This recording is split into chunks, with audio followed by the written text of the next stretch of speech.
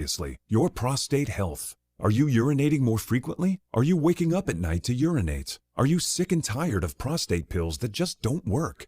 Sound familiar? If you are one of the millions of men with prostate problems that are driving you nuts, there is some great news. Prostagenics is the all-natural product that beat over 157 other prostate supplements in lab tests and was rated the #1 most powerful prostate supplement in the world. #1, because it works. So why not try some Prostagenics, and your prostate troubles will be a thing of the past. You'll get a great night's sleep and stop waking up in the middle of the night to go to the bathroom. To get your free bottle of Prostagenics, call now, 800-600-2020. That's 1-800-600-2020. Take advantage of our 90-day money-back guarantee. Call 800-600-2020. Do it now. From the Ingles Studios, this is ESPN Asheville, WPEK, W225CJ Fairview, WMXF Waynesville, and iHeart radio station. I'm Christine Lisi. Major League Baseball and the Players Union holding an 8th consecutive day of labor talks. MLB has said if there's no new CBA by the end of negotiations today, opening day March 31st will be canceled, as well as potentially a week's worth of games. Derek Jeter, stepping down as Marlins CEO, said the vision for the future of the franchise is different than the one he signed up to lead. The agent for Cardinals quarterback Kyler Murray released a statement today, said Murray wants to stay with Arizona long-term and win a Super Bowl. Also said they sent the team a contract proposal, which is in line with the current QB market. The Cards' decision on Murray is linked to their head coach, believes our Keyshawn Johnson. If you're keeping Cliff Kingsbury, then you should sign Kyler Murray. But if you have reservations on Cliff Kingsbury, whose offense, who drafted him, all of those sort of things, because they lock and step, then Jay, you might not want to sign him long term. He of Keyshawn, J-Will, and Max. FIFA and UEFA have suspended Russian teams from European competitions in response to Russia's invasion of Ukraine. Need to spring back into hiring season? You need Indeed, the smart hiring platform that delivers 4 times more hires than all other sites combined, according to Talent Nest. Post a job and hire ASAP. Visit Indeed.com/credit.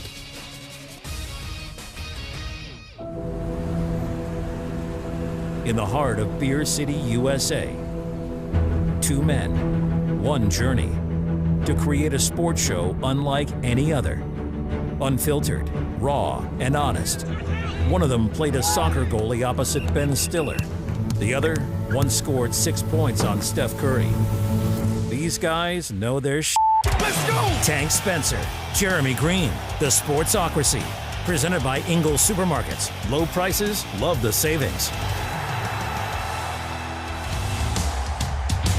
And welcome into the Sportsocracy here on ESPN Asheville, 92.9 FM, 880 AM, and 1400. Welcome into the Ingles Studio as well. The Sportsocracy heard everywhere on the iHeart Radio app and always brought to you by Ingles. Low prices, love the savings. We got a big Monday on tap for you. We're going to do the big roundup of all of the NFL news from around the weekend. Rumors flying everywhere about quarterbacks here and there.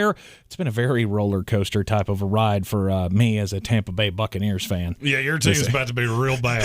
Like, for as bad as I thought they were going to be, you're even a hair worse than that. Amazon going to throw out some big bucks, as we all know, for their Thursday night football package, and a new name has surfaced that I hadn't heard before in the talks. Yeah, you remember that thing I said about Sean McVay being legitimately interested? Yep. Yeah, did you notice? $100 million. Which he said no to and said, I'm good.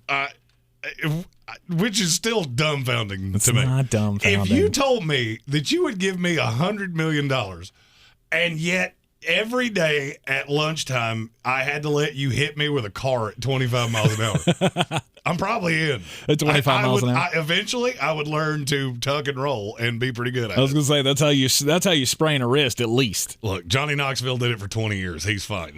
Now, he looks 20 years older than he is, but I think I could figure it out. I did that once in high school, jumped in front of a friend's car. I thought it was funny. It wasn't too damn funny when I hit that windshield. Yeah, you strike me as the kind of person that would jump in front of a car. I was a complete, absolute idiot. More of an idiot than I am today. Now, here's my question. How big of a dent did you put in the car? Oh, it was like an old Ford Accord. It was not. It was like there's metal. no such thing as a Ford Accord. So or a Honda Accord. Excuse me. Go. Excuse me. If it was a Ford Accord, that means you took two cars and put them together. So it wasn't the nicest of rides. That's a car you should make sure you get the pink slip on, because I don't believe that's a that's not a vehicle. thing. That's not a thing. We had a crazy weekend in college basketball. Record set.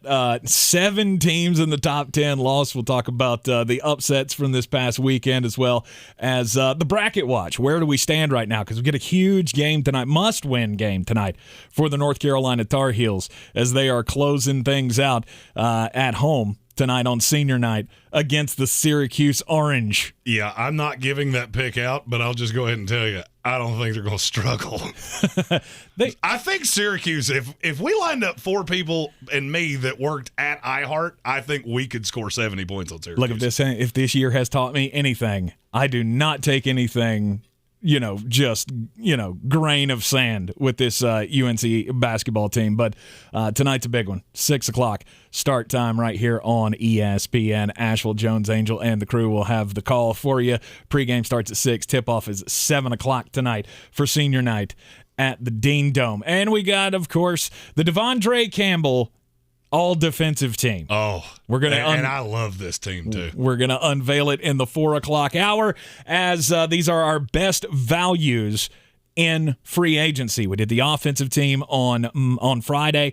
We follow that up now with the all-defensive team, the De'Vondre Campbell best values team in free agency. And, of course, we got a happy hour today, the Musicocracy Monday, the Battle of the Bands in the overrated bands bracket. We will decide it today. We'll finally pay that off. Yes, who will be in the Sweet 16? We will decide that today in the YouTube exclusive third hour. If you are not subscribed yet to the YouTube channel, very easy. All you got to do is go to thesportsocracy.com, click on the live video link, hit that subscribe button, and hang around for the third hour with us each and every afternoon here in the Sportsocracy in the Ingles Studio. And, of course, all of our extra content will come your way as well. You'll get alerted every time that we put out new content throughout the offseason. Massive shout-out to Jason Trump, one of our loyal listeners that brought my computer back from the land of the dead and to the land of the living. Yes. Thank you very much, Jason. He is now the official IT guy of the Sportsocracy. Takes care of all of our computers now. He's done mine. He's done yours.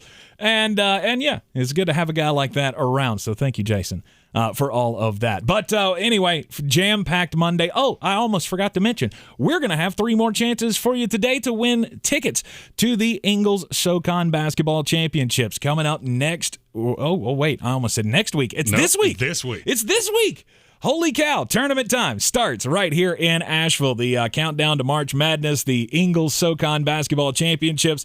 Women's tournament gets underway on Thursday of this week. Men's tournament starts on Friday. We do not know, though, if we are going to be there or not, because of the UNC Asheville basketball schedule. We will not have a program on Wednesday this week because UNC Asheville got the 5 seed in the Big South Conference tournament, so they will be playing during our showtime right here on ESPN Asheville on Wednesday. Should they win, they'll play again during our slot on Friday. So we are going to be at the SoCon tournament one way or the other. It'll either be Friday or it will be Monday. So stay tuned for all of the updates on when you can do that. But we got a family 4-packs of tickets going out today right here in the Sportsocracy. All right.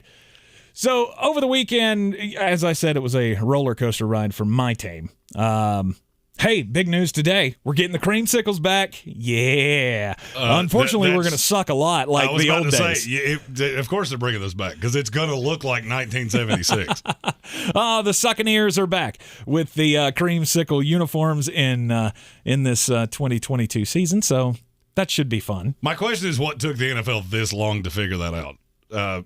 We should have throwbacks because, people will buy those. Uh-huh. If you put them on the field, they'll buy them more. Yep.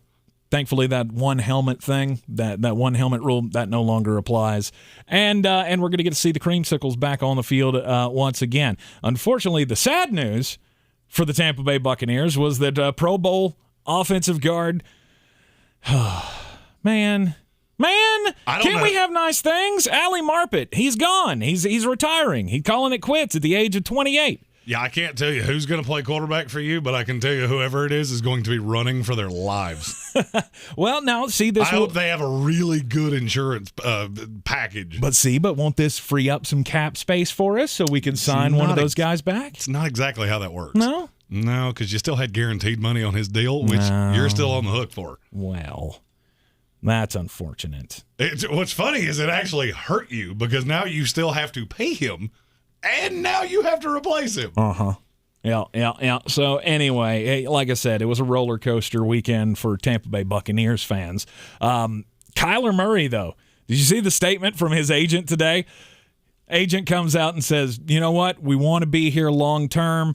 Kyler wants to win championships with the Arizona Cardinals, and we think now is a good time to go ahead and sign him to a contract extension. Of course you do. Yeah, so they have apparently sent in to the Cardinals a contract proposal that would lock him up for a few more years. Says the incentive here would be to lower the cap hit that would come up for the fifth-year option. So that's how you're trying to get them on the hook for an early extension rather than picking up that fifth-year option, which right now it's projected that would cost the Cardinals $28.5 million for 1 year for Kyler Murray. So if he can save them some money, give them some long-term stability, I don't see why this is a problem. Well, and I heard Keyshawn Johnson this morning say something to the effect of, if you're tied to Cliff Kingsbury, you should be tied to Kyler Murray. I don't care who your coach is. I don't care if it's Cliff Kingsbury. I don't care if it's me. I don't care if it's Steely Dan. Your quarterback should be Kyler Murray. Yes. The best option you have. Well, this thought that he is so scheme-specific is just completely preposterous to me. Kyler Murray will be reasonably successful in any offense. He's still going to have one great big problem, which is that he's just a little feller. Right, and he's short. So you throw interior pressure at him, and that's going to be a problem. But in the worst fit in the league for him, he's still a top 10 guy. I would agree with that. And it's going to, I've been saying this for weeks, and I'm going to continue to say it. It's going to be hard to replace quarterbacks. Mm-hmm. So Kyler Murray and company, they got into the playoffs. That was the next stepping stone, was to make the playoffs. Now it's win a playoff game, and you just try to continue to build on that. But I mean, I can see where Kyler's coming from here. Like, let's get this done now. Let's sew it up. Let's have a long-term extension now rather than later. It's very rare. Mm-hmm. He's asking for something that is very rare. And there's a reason. Because you don't have to do this.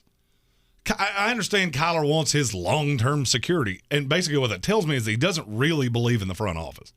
He doesn't really believe that he's going to have the best opportunity to succeed. And I don't disagree with him. I will say the same thing now about the Arizona Cardinals that I said about the Seattle Seahawks 2 years ago. You're the third best team in this division. Mm-hmm. And that's not going to change anytime soon. But without him, you might be the worst team in this conference. Oh, there's no question about it. I mean, I've heard all of the scenarios of, what if Carson Wentz ended up there? Really? Like, is anybody really thinking that Kyler Murray and Carson Wentz are anywhere on close to the same playing field? No. It's funny you brought up Carson Wentz. So there are a series of people that know the NFL quite well, and I value their opinion. I did a little crowdsourcing of where is Carson Wentz going to play next year. I asked 12 people. Do you know how many different answers I got? I guess 10. 9. 9 different answers, and 2 of them made absolutely no sense. Right. Let's see. Denver. Was Denver on the list? One. Carolina was one. Carolina Panthers. New Orleans Saints was one of the few that was doubled up. Okay. Tampa Bay. Tampa Bay was one. Uh-huh. Basically, any quarterback-needy team. Right. Funny thing is that when it was responded to, with 2 of them said their own team, the team that they actually cover, and one of them had a little frowny face on the other side of it. It was just stupid. Well, Carson I mean, that's Wentz. a move that you're not excited about, right? I mean, if Carson Wentz is your quarterback, there is some hesitation there of, there's some, hopes that he will regain that form that he had, 4 years ago with the Philadelphia Eagles before the injury. But all in all, you're not happy about that. I've said that about all of the quarterbacks that are available in this cycle. Teddy Bridgewater, Mitchell Trubisky, Marcus Mariota. No team that's going to end up with those guys really went into this offseason telling themselves, yeah, we really need to get one of those guys. No, that's your fallback plan. Now for Tampa, it might be best case scenario, rather than trotting out there Kyle Trask or Blaine Gabbert or Vinny whoever. Testaverde. I mean, that's you might actually have to go that far back. I heard a Gardner Minshew rumor over the weekend as well that we were talking to the Philadelphia Eagles trying to get Gardner Minshew down in Tampa. Quarterback's just the most important position in all of sports. We say it over and over again, and you have to have this guy, and that's why they get debated so much. The Arizona Cardinals need to do the right thing.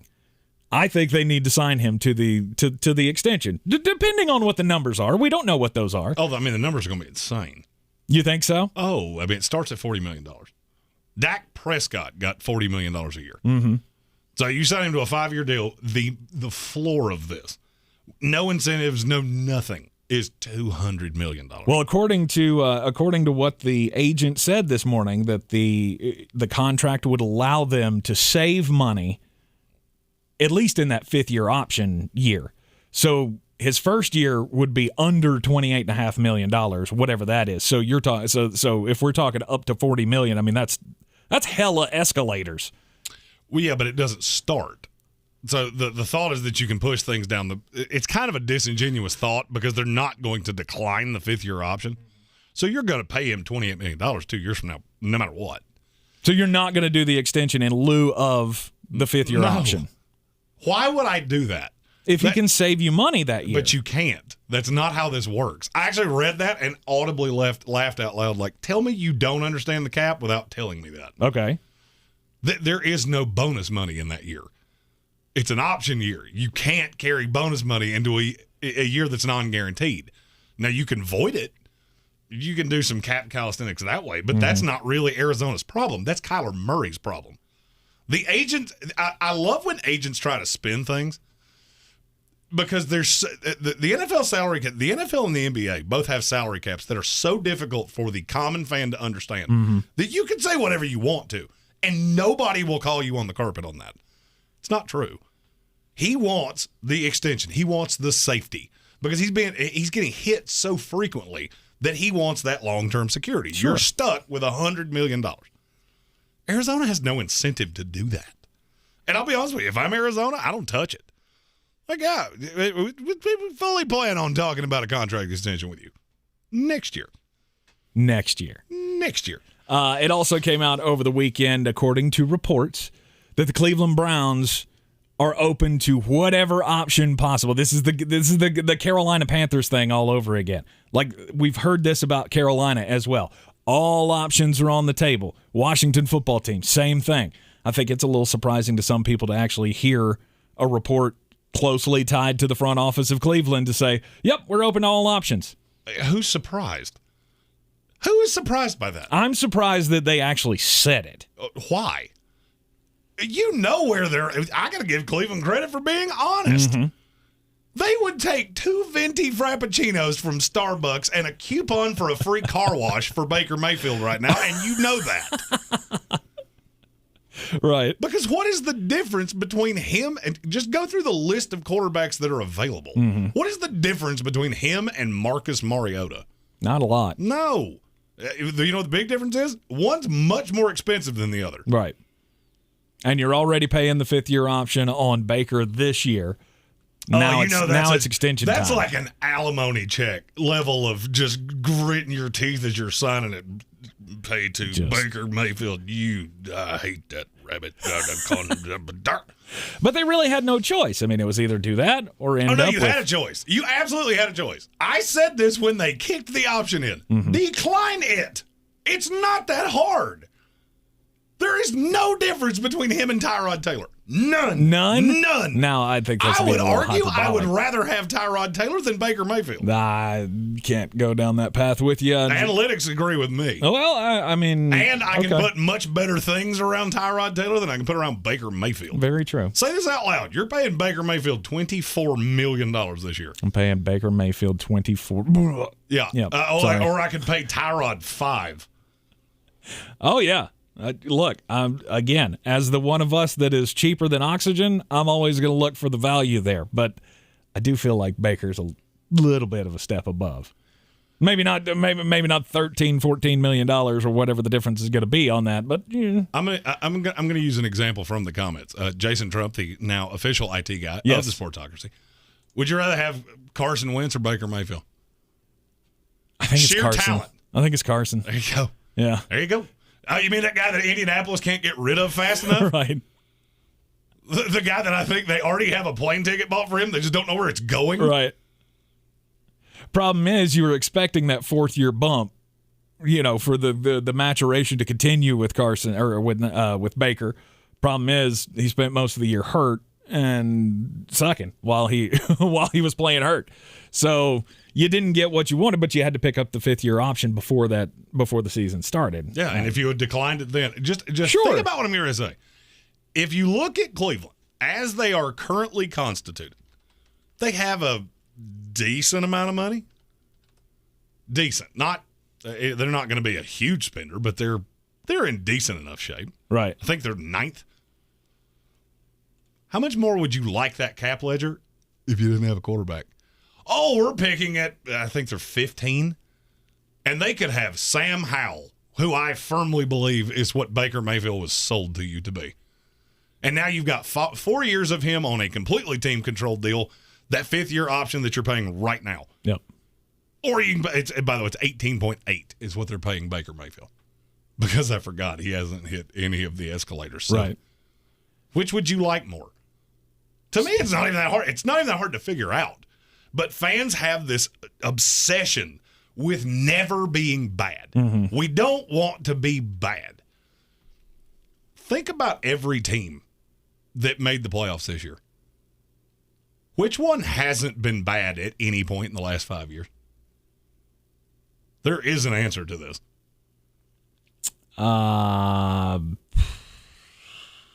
It's the Pittsburgh Steelers. Pittsburgh, yeah. And guess what? They haven't threatened for a Super Bowl in any of those years. Never. Sure. Never one time have they been a legitimate threat. But they went 13-0. Yeah, and then Ben's arm fell off his body.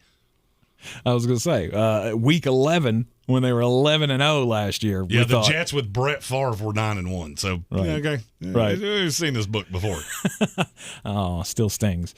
Still stings Jeremy's little gangrene heart. I don't want to talk about it. I don't want to talk about it. This is the last time I was happy to be a Jets fan. Amazon continues to be in the news as they are, of course, still headhunting for who's going to be the face of Thursday Night Football. A new name popped up over the weekend. We'll talk about that coming up next right here on ESPN Asheville. This is your Exergen Temporal Scanner weather forecast on ESPN Asheville. Well, a nice little taste of springtime coming up for early March. Some upper 60s near 70 degrees by the midweek forecast here and well above average for the Carolinas into the first weekend of March ahead. Our temps tonight down to 30 degrees with a clear sky. And then a quick warm-up for Tuesday with sunshine, high 62, upper 60s on Wednesday, and even some 70s showing up for this first weekend of March.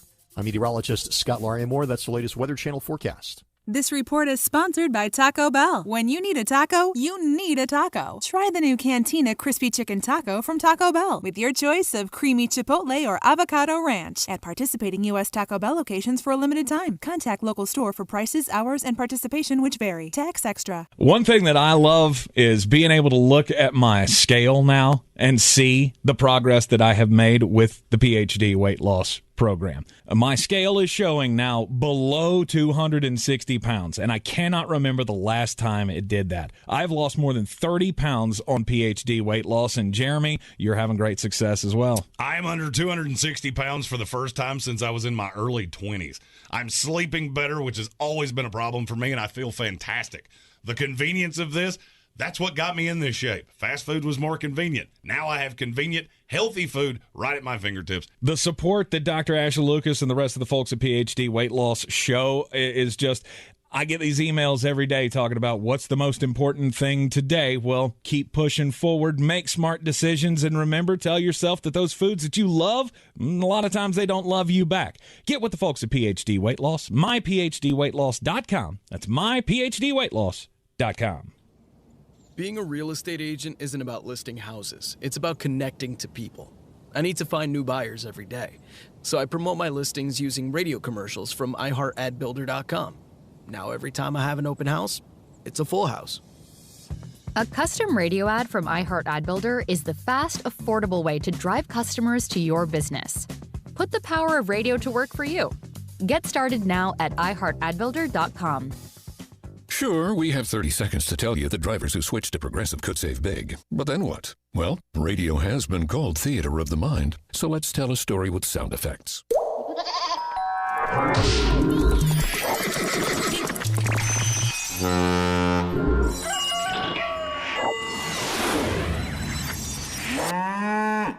Wow, it's like I was in the story. Almost makes me forget this was supposed to be about saving big with Progressive. Progressive Casualty Insurance Company and Affiliates. Did you know select Ingles Markets now offer curbside service? Shopping has never been easier with all the quality and service you expect from Ingles. Visit ingles-markets.com to find a store near you and start shopping. If cleanliness is next to godliness, look around the car right now. Is that very godly? Look, life comes at you fast, but so does WNC Auto Detailing. They have the tools to make your interior look like it's coming off the showroom floor. You don't believe me? Check them out on Instagram. All that filth and years of stains disappear. WNC Auto Detailing does full interior and exterior details with paint correction, and they do wax and ceramic coatings. Call WNC Auto Detailing at 455-3700. Premium care with a Southern hospitality touch. Real estate isn't about properties, it's about people. I'm Clarissa Marshall with eXp Realty, your native realtor serving all of Western North Carolina. I will work hard for you, and I believe in doing the right thing every time. I market each of my listings to reach out-of-town buyers. I use a professional photographer and drone video on every single listing, as well as collaborate with agents across the country to find your buyer. Check me out online at clarissasellswnc.com or give me a call at 828-774-6343. It would be my pleasure to assist you through the real estate process.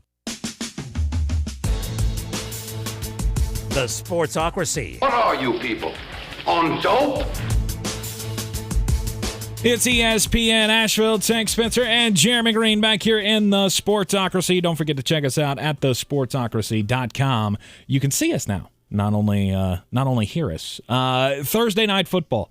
It's going to be changing over to Amazon. They're going to be streaming Thursday Night Football now, and the talk has all been about how much are they going to spend, and they are big boy head hunting all the biggest names that they can find to add to the product. We heard that Sean McVay got offered over $100 million. I still maintain I will believe he turned that down when I actually see it. He says he is completely committed to coming back and winning a Super Bowl again for the Los Angeles Rams. He is not considering any jobs in television. So guess what? They got a meeting with Sean Payton again this week. So that could still come to fruition. Sean Payton, I still think, would be an amazing analyst for whoever gets him, whether it be Amazon or Fox Sports, whoever. But then I heard a name that I thought, that'd be very interesting, that maybe Kirk Herbstreit would be the new face of Thursday Night Football. All the way in. Now, we love to see Kirk Herbstreit and Chris Fowler and Todd McShay when they get called in to do the I guess Todd was off this past year because of health issues, but normally that's been the thing. When they do the Monday night doubleheaders, they'll get one of those games. And Chris Fowler and Kirk Herbstreit do a heck of a job. But here's the thing. The only catch for me is he's still got to be able to do ESPN. Well, he can. Yeah. There's a catch. There's a clause in his contract that he is allowed to do NFL games for somebody else, and he would stay on. do this right now. Yes. Like, why are we even still talking? This is the answer, and it was the answer the entire time. Right. I think Kirk Herbstreit doing NFL football would be just fantastic. Well, first of all, anybody that doesn't respect Kirk Herbstreit and the knowledge and that it takes to do that, just understand he spent an entire season doing college football and then slides into an NFL playoff game and was the best call of the weekend by quite a ways. Yep. Everything I've heard, Al Michaels is all in favor of this too. That's what he's been waiting on, is to hear who the other side of this before he agrees with Amazon. I was going to say, who would say no to working with Kirk Herbstreit? Because not only is Kirk Herbstreit a fantastic broadcaster and knows all of the ins and outs of football, and he does give it that look. Some people don't like Kirk Herbstreit when he does NFL games because he talks too much about the college game. I have heard that criticism. I dismiss that criticism because sometimes I like college football more than I do the NFL. I know that's like a no statement to make these days, but I honestly feel that way. Who wouldn't want to work with Kirk Herbstreit on Thursday Night Football? That would be the home run. I mean, a home run. Oh yeah. I mean, Joe Buck, I think he's been mentioned as well in all of this, whether it be with Amazon or whether it be Monday Night Football, bringing him along with Troy Aikman to ESPN. I still don't know if I'm sure they would still allow that same kind of a deal where he can go back and do baseball with Fox. I am not as sold on that. I don't know. I honestly do not know. But if you're going to let Kirk Herbstreit go Amazon to ESPN, maybe they can do it the other way. Yeah, that's ESPN. I know. Yeah, there's a big difference between ESPN and Fox. Oh, I get it. I would just, I don't know. I think some baseball fans would be a little upset if Joe Buck was no longer on the call for the National Major League games on Fox. But all 8 of them would be just tremendously upset. Stop that. Stop They'd that. just be devastated. Look, there are still those of us who are sitting on the edge of our seats trying to figure out, is the season going to start on time? Really? Yes, they are doing the 8th straight day of negotiations between the MLBPA and the league, and there's been They're no still progress. arguing over what? Whether there would be tags in the uniforms? Or, Yeah, pretty much. Yeah. Just little inconsequential stuff. I mean, to the fans anyway. I mean, I get that the money is important to the players and to the owners, but we as fans, we don't care. We just want to see your butts on the field. So, please, baseball players, let's get this done by all means. Boy, you must be outside your mind. The Sportsocracy. Just a bit outside. He tried the corner and missed.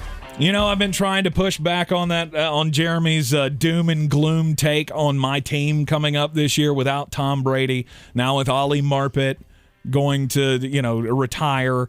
Who else can we lose in free agency? But the one thing that has brought me around to Jeremy's side is we're going to do the first game in Germany, so that has to mean we stink, right? Because all the international games they feature teams that stink, right? That seems to be how things have gone over the last few years. And the Tampa Bay Buccaneers are going to play in the first ever game in Munich, Germany, coming up in this offseason. So I guess that means we are officially going to stink this year since we're getting an international game. And some people, well, the Packers are playing an international game too. Yeah, but I think the league set that up, thinking that Aaron Rodgers wasn't going to come back because I guess they got to keep the streak alive of just having bad teams go over there and show the international folks, hey, these may not be the best teams, but it's still the best football you've gotten to see. So the Cardinals are going, the international series has been unveiled, at least some of the teams that are involved in the international series. Don't know who the Bucs are going to be playing in Munich yet, but they're going to lose a home game because of that. The Cardinals will be playing a home game in Mexico City, and then London teams include the Packers, the Saints, and, of course, the London Jaguars. I am dumbfounded. My story just changed because this story just came out. Okay. Stone Cold Steve Austin will return to wrestling at WrestleMania. Oh, hell yeah. Yeah. He will take on Kevin Owens, but that is not what I can't believe I'm about to utter this phrase out loud. Okay. Vince McMahon will also wrestle at WrestleMania. Oh, gosh. He is 76 years old. Why? Who would be the greatest name I could say right here? Ric Flair. Nope, better. Think of who you're talking to. Shane O'Mac. Nope, even better. His opponent at WrestleMania 38 will be the Pride of West Virginia, Pat McAfee. No way. There is very little that could actually get me to watch professional wrestling. That would do it. Pat Mac and Vince Vinnie McMahon Mac at WrestleMania. Nice. Oh, my gosh. That will get me to pay whatever it is to see WrestleMania. Now, wrestling fans are going to probably hate me for saying this, but, I mean, we were just criticizing at the Royal Rumble the fact that Shane McMahon booked himself. And then got fired. Yeah, in the Royal Rumble to be a part of the Final Four in the Royal Rumble. And immediately got fired after he did that. And a lot of the criticism was, well, I mean, this is how bad of a job he's doing. He's slotting himself into these big, and now you got Vince McMahon going to be participating. And I get that he has an offhand, he's more hands off with the business than he used to be. But still, like, how is this a draw? And the fact that it is a draw, it's a draw to me. It's a draw to me. But this is, This is like WWE's version of celebrity boxing. Oh, 100%. That's exactly what this is. Yeah. You had me at Pat McAfee. The fact he's fighting somebody that's old in fighting, I use that very, very liberally. Somebody that's old enough to be his grandfather. The only thing I ask is if somehow the roid man himself, Vince McMahon, manages to win this, he has to do that "you're fired" thing at the end. Oh, yeah. You remember? Which he won't. Yeah. Oh, I just need that one time.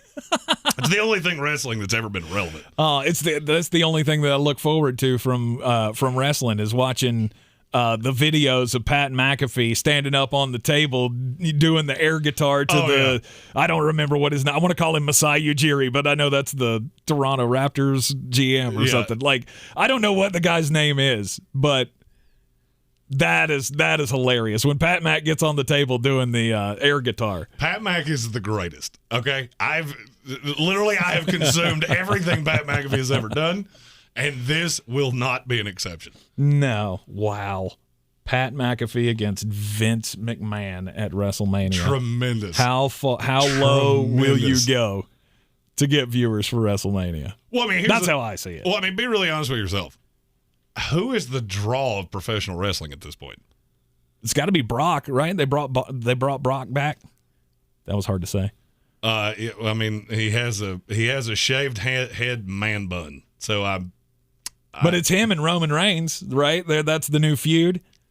I very loosely. You can correct me, Kevin Vick, in the comments if I'm wrong on that, but I believe that's what the latest storyline is. I have no clue. I know Pat McAfee does commentary on the Friday night show. That's all I got. Yeah. I'll watch that. Pat McAfee against his grandfather. And his grandfather looks like Barry Bonds. God, are we going to bring back Hulk Hogan too? Can we have that again? No. We just have the old timers event like that you would normally see at the at the North Buncombe Community Center. Can we we just bring them all back? Jason Trump asked if we could have a WrestleMania watch party. We could probably make that work. Ooh, that'd be fun. Only because of Pat McAfee. I will be checked out.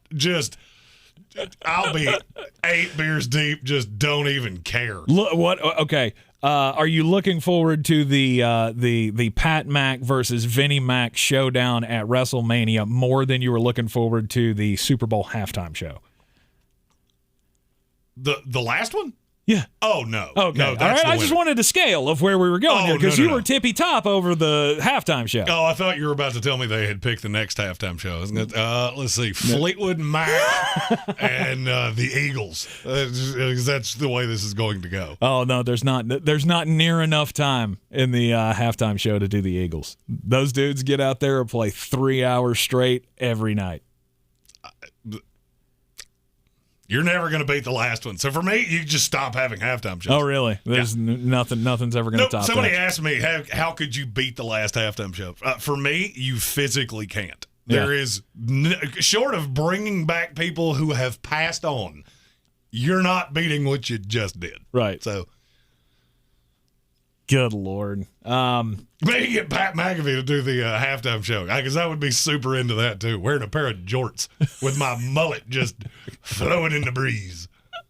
With the guy in the singlet with the guitar. He's got to come along. Oh, Yeah. I'll do it. I don't care. Yeah. Something that will probably never be done again. We didn't think mentioning a WWE story on this show. We didn't think it could happen the first time, but it happened this past weekend. We had something happen on Saturday in college basketball that never happened before. All of the top 6 teams in the top 25 lost on the same day. And then number 9 Texas Tech also lost. 7 of the top 10 lost all this week. Never had happened before, and I doubt will ever happen again. But you had Gonzaga, Arizona, Auburn, Purdue, Kansas, and Kentucky all got snake bit on Saturday. Now, I know coaches come in, you're coming down to tournament time, and you're like, oh, we want to get the losses out of the way before this happens. All these teams, I don't think do any of those teams who lost this past weekend have real concerns about that loss? No, the new poll came out. 4 of the 5 teams you just said either didn't move a spot or went up a spot. Well, I think that's how far the hierarchy was going into the weekend. This is the weirdest year in college basketball I have ever seen. Is it just because the ACC is so bad? Well, the ACC is dreadfully horrible. Yeah. Joe Lenardi's latest bracketology, there are 5 ACC teams in it. Yep. 4 of them are double-digit seeds. Mm-hmm. And then Duke is a 2. Or a 1. I can't remember which. I think they were a 2. No, Duke's a 2, and now Notre Dame and Miami are on the 9 line this morning. Yikes. Yeah. Those are the next highest seeds. Carolina's at 11 seed right now, which, again, makes tonight's game against Syracuse at the Dean Dome like a must-win game. And you wouldn't think you wouldn't think of that game as being a must-win for Carolina ever at the end of the season to get into the tournament. It's a must-win because Syracuse is bad. Oh, yeah. This would be better or worse, marginally better or worse than the Pitt loss. The Pitt loss is probably the most mind-numbing thing I've ever seen in my life. Mm-hmm. So this Syracuse would be a little as better. bad, but it would be close. Sure. But I'm just going to go ahead and tell you, this is not one of the games I'm giving out in the next segment. But I will tell you right now, there's not a limit on what I would put on Carolina minus 7.5. They will demolish Syracuse tonight. Mm-hmm. This could be one of those games that you look at the final score and it's 95-67 or something like that. Right. Had another beatdown over the weekend against NC State, so that was good to see. Holding serve once again, just because you got, we talked with Jones Angel last Thursday about this. Like, you just have to win the games that you're supposed to win. We know you're going up against Duke this coming Saturday. Nobody really has a prayer that you're going to go into Cameron and beat number 4 Duke on Coach K's last game in Cameron Indoor Stadium. It's not going to happen. But all you got to do is win the games you're supposed to win. Blowing out NC State once again. I know it was a 10-point game at the end, but it was never that close throughout the game. Puff Johnson came in and had 16 points, big points. There is a better than 0 chance that the ACC will have one team that doesn't have double-digit losses. Oof. Duke's 25-4. Every other team in the conference either already has 10 losses or is within 2 of it. It is a very weird year. And I think pretty much everybody is going into this next week of, the rivalry week with the tournaments coming the next week in the bigger conferences. Obviously, SoCon kicks off here in Asheville, March 3rd through the 7th. So this Thursday it starts. You can listen up. We're going to be giving you a chance to win some tickets here in just a little bit. Family 4-pack to the Ingles SoCon Basketball Championships at the Harrah's Cherokee Center, Asheville. But as we get into tournament time here, I think you're doing it wrong if you don't have Gonzaga as your overall favorite. Would you agree with that? Or is it close for you? It's so close. I don't feel great about anybody. I really don't. I would say of all the teams, I feel the best about Gonzaga. Arizona's I feel the best about Gonzaga. So I just pulled this up. Yeah. BetUs.com. Futures wager. Mm-hmm. How many teams in college basketball have odds that are better than plus 1,000 to win the national title? I'm going to say 9. It's 3. That's it? Gonzaga's plus 450. Okay. Kentucky's plus 650. Arizona's plus 700. Duke is plus 1,200. And there are a slew of other good teams that are up there. Baylor is plus 1,400. Mm-hmm. Villanova is plus 2,000. I mean, you could catch unbelievable value. And I'm telling you right now, there are no less than 15 teams that could win the national title. And it wouldn't shock me in the least. I mean, that's why I thought it would go all the way down to Providence to give them decent odds. Oh, Providence probably. There is probably a very large number next to that. Plus 6,500. I mean, that might be worth. You could do worse than that. I was going to say, that might be worth a shekel or two. You could do worse than that. Mm-hmm.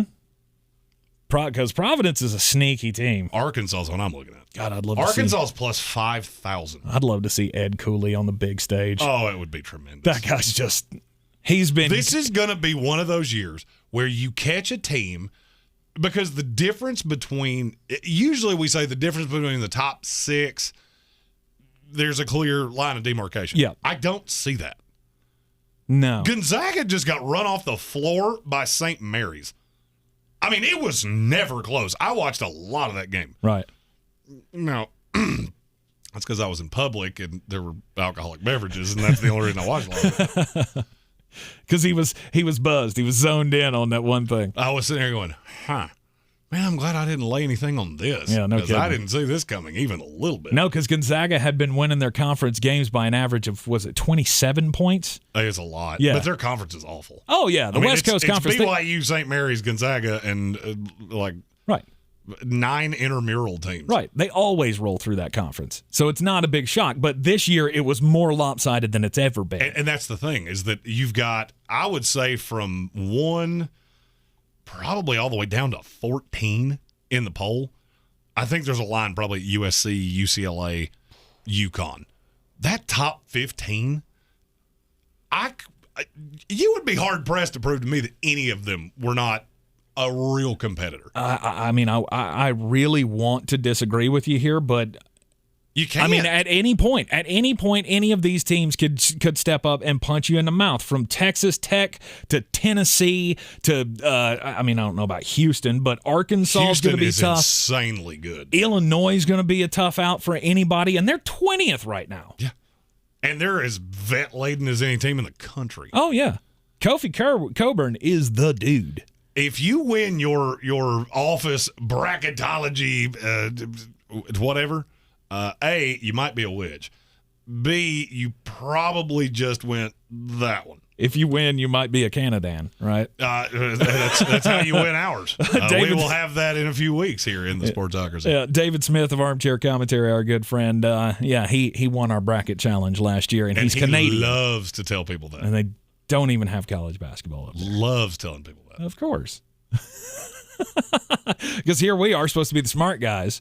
And I don't think you or I even finished in the top. Oh, I was 7 brutal last year of every of the group that we were in. I had a run where I was just fantastic. Like every year, I would be really high in bracket challenges. Like the last 3, I've been awful. Yeah, so much parity in college basketball, and you it's never know. Usually because I fall in love with a team and I have them go way too far, and that team's usually Florida State.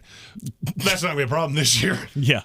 Yeah, this year, although you did give me something to be happy about. Thank you, Matthew Cleveland. Oh, that buzzer beater. The worst year in Florida State history athletically. You gave me something.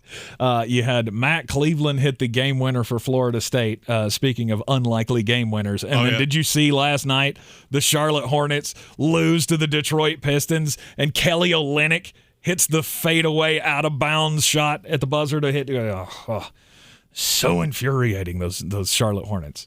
You come out and just beat the tar out of somebody one night and then turn around and lose to the Pistons. Yeah, I'm not allowed to. I have actually been put on gambling probation with the Charlotte Hornets. Yeah. I am not allowed to give a pick for them out loud for the rest of the year. Yeah. Because I think I've been wrong 9 times in a row.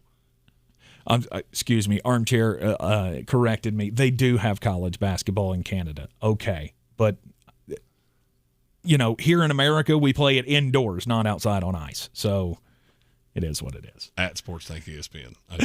You send your hate mail to State of Alabama, or country of Canada. Or if you're really upset, you can call right now and yell at me through the phone, and I'll give you a 4-pack of tickets to the SoCon tournament. No, you don't have to yell at me. It's open right now. Phone line. If you do yell at him, though, I will. I don't know why you would ever want my autograph, but I'll sign something for you if you will scream at him to the point of I can hear it over here. Sure. 225-4988.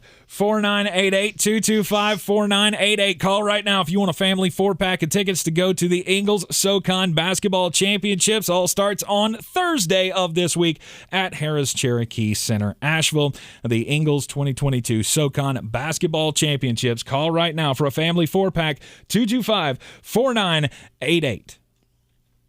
The madness begins here. Make sure you're at the Harrah's Cherokee Center in Asheville, North Carolina, March 3rd through 7th for the Ingles 2022 SoCon Basketball Championships. You don't want to miss the action as your favorite SoCon teams compete for a championship and a berth in the NCAA tournament. Book your travel and tickets by logging on to SoConHoops.com or by contacting the Harrah's Cherokee Center Asheville box office. The madness begins in Asheville. Get your tickets today.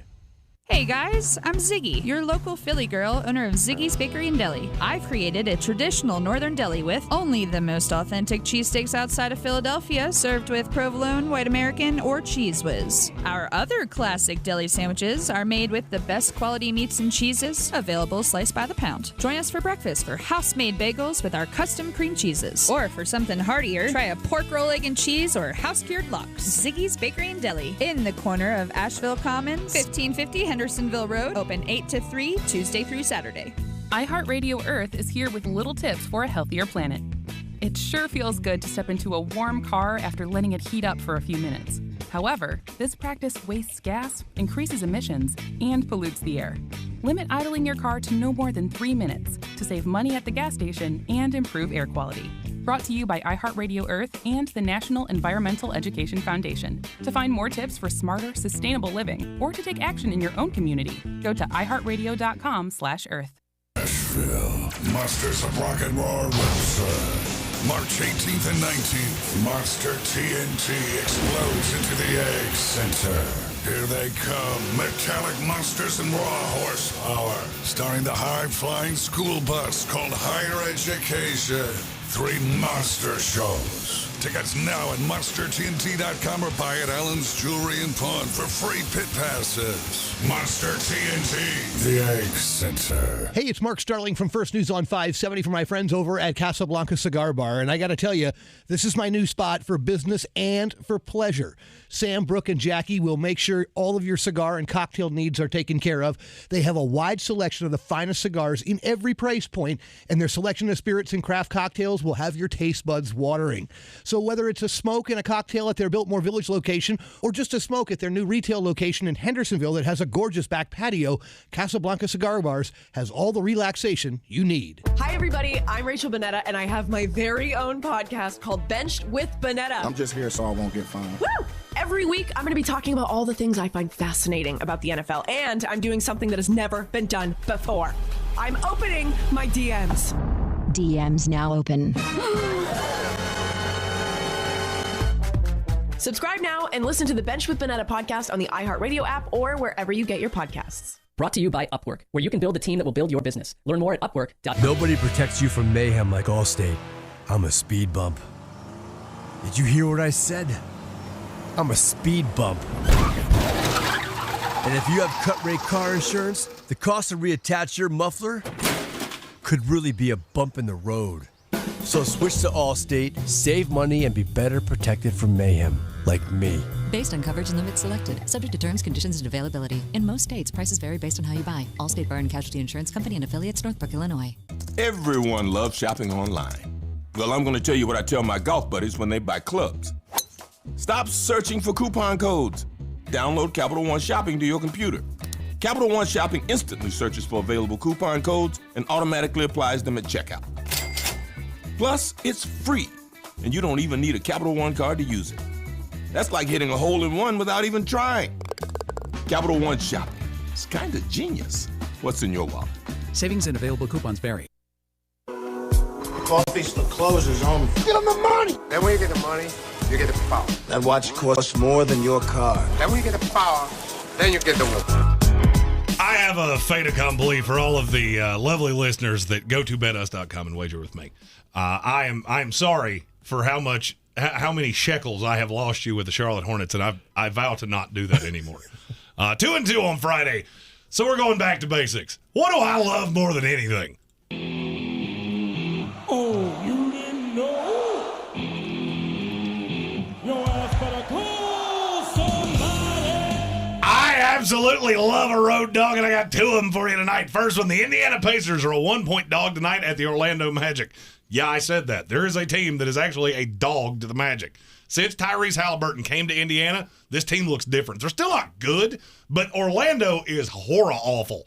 And this is an overreaction to Markelle Fultz. He's going to be on a minutes count tonight. It's not going to change that much. In large part, it's still going to be Cole Anthony on Tyrese Halliburton. Give me all of that. Give me the Pacers +1. I think they went out right. The Chicago Bulls are a 4-point dog tonight at the Miami Heat. With no Kyle Lowry, this team is different. He's out tonight with a personal matter. There's going to be a lot of Duncan Robinson on Zach LaVine or DeMar DeRozan. Good luck with that. I think the Bulls went outright. Give me the Bulls +4. Finally, the Toronto Raptors are a 4-point favorite tonight at the Brooklyn Nets. Over-under is 222.5. Toronto is one of those teams that Vegas just continually gets wrong. There's no Kyrie Irving because this game is in Brooklyn. This is not the Brooklyn team you're expecting. Toronto is going to run them off the floor, and they're so bad defensively, it absolutely makes me love over the 225 at 222.5. Go and do likewise, gents. The money's out there. You pick it up, it's yours. You don't, I got no sympathy for you. And as always, you can take those wagers over to betus.com. BetUS.com. Use the promo code Sportsocracy and get a 125% deposit bonus on whatever you put in, up to $2,500. Oh, I've got in the next hour, I have got a banger of a college basketball pick. Really? Oh, yeah, there's only one. The lines were really good tonight. -1. There is one that they boo-boo kittied real bad. Jeremy and I have been on the weight loss journey here, and it continues with PhD Weight Loss. Our combined goal of weight loss on PhD is 200 pounds, a little over 200 pounds actually, and we're rocking it out. I am over 40 pounds down in 12 weeks. Jeremy, where you stand? I am under 260 pounds for the first time since I was in my early 20s. I'm sleeping better, I feel better, and it's all because of the convenient, healthy food from PhD Weight Loss. They make me feel great in my own skin for the first time in a long time. I've noticed my body's changing, like my body structure is changing, and it's weird. Like I'm walking straighter and I'm walking a lot more because I don't have that 40 pounds weighing me down. It's going to help me get rid and just ditch that sedentary lifestyle that I've been living. Eating healthier with PhD Weight Loss is changing my life. You can let it do the same for you. Go to myphdweightloss.com. It's myphdweightloss.com. All right, we got the second hour coming up in just a few here. We got the unveiling of the De'Vondre Campbell All-Defensive team. It's the best values in free agency, and we're naming it after, of course, the best value in free agency this year. The De'Vondre Campbell All-Defensive team coming up next. If you missed Monday's offensive team, you can go back and check that out on the podcast, and we'll have two more chances for you to win tickets to the Ingles SoCon Basketball Championships coming up Thursday. Women's tournament starts Friday. The men's tournament starts. And, of course, don't forget to check out the Ingles Fan Zone while you are down there. They'll have sports personalities like me and Jeremy. We'll be out there one of the days of the tournament. They'll have a big screen TV for mascot voting, free photo booth, team swag, and entertainment, and a whole lot more this week. Get your tickets at SoConHoops.com. This is your Exergen Temporal Scanner weather forecast on ESPN Asheville. Well, a nice little taste of springtime coming up for early March. Some upper 60s near 70 degrees by the midweek forecast here, and well above average for the Carolinas into the first weekend of March ahead. Our temps tonight down to 30 degrees with a clear sky, and then a quick warm-up for Tuesday with sunshine, high 62, upper 60s on Wednesday, and even some 70s showing up for this first weekend of March. I'm meteorologist Scott Larimore. That's the latest Weather Channel forecast.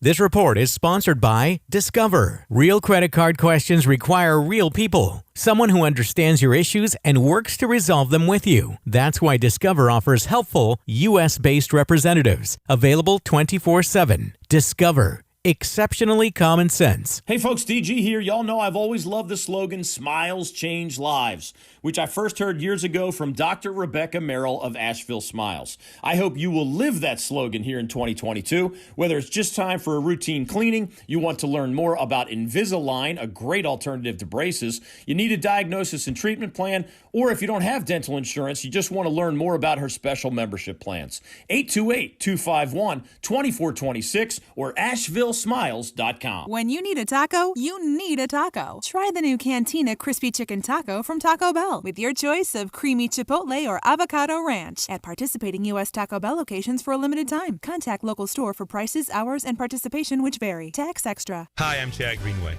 After retiring from the NFL, I've embraced my new role coaching my kids in their youth sports. Our Youth Basketball Association made the decision to use trusted coaches to train, screen, and educate all of our basketball coaches. Visit trustedcoaches.org to learn more. I'm a trusted coach. Are you? From the Ingles Studios, this is ESPN Asheville, WPEK, W225CJ Fairview, WMXF Waynesville, and iHeart radio station. Sports Center. Christine Lisi. The clock continues to tick amid ongoing labor talks between Major League Baseball and the Players Union. If there's no new CBA by the end of negotiations today, opening day March 31st will be canceled, along with potentially a week's worth of games. Derek Jeter's leaving as Marlins CEO said the vision for the future of the franchise is different than the one he signed up to lead. The agent for Kyler Murray said in a statement the quarterback wants to stay with the Cardinals long term and that they recently sent the team a contract proposal. Added it's now up to the organization to decide if it wants to prioritize their rapidly improving QB. The Cardinals should send a message to Kyler, believes our Bart Scott. You don't get what you want. You get what you've earned. And you haven't earned a extension. Because guess what? We have given you everything you wanted. And when we sign you and give you that money, guess what? We're going to have to take some players away because we can't afford them. And if you can't win with this type of roster, how are you going to win when we take things away? Bart of Bart and Hahn. FIFA suspended Russian teams from European competitions in response to Russia's invasion of Ukraine. If you need to hire, then you need Indeed. The all-in-one hiring platform helps you schedule and conduct video interviews right from your employer dashboard. Finding your next great hire has never been more streamlined. Visit Indeed.com/credit.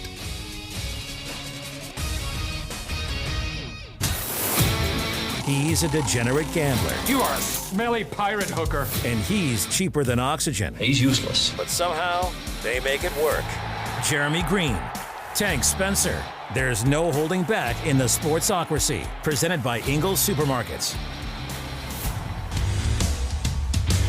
And welcome back into the Sportsocracy here on ESPN Asheville, 92.9 FM, 880 AM, and 1400. The Sportsocracy heard everywhere on the iHeart Radio app.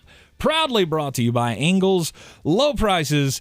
Love the savings as always. We are live in the Ingles Studio. And second hour of the program here, it's time to talk about the free agent values of this 2022 offseason in the NFL. Friday, we gave you the De'Vondre Campbell All-Offensive team. Now we're going to do all the All-Defensive team. All the guys on the defensive side of the football that will be good values for whoever picks them up in this free agency period. Also, hang with us here for the next hour because not only are we going to talk about this, we got your weird news coming up. We got more chances to win tickets to the SoCon Basketball Championships, the Ingles SoCon Basketball Championships, starting this Thursday through Monday at the Harrah's Cherokee Center, Asheville. Tickets available at SoConHoops.com, but your chance to win family 4-packs coming up twice in this hour. Now, the De'Vondre Campbell all-defensive team. Jeremy, where do we start? We can start anywhere you want to. Anywhere I want to?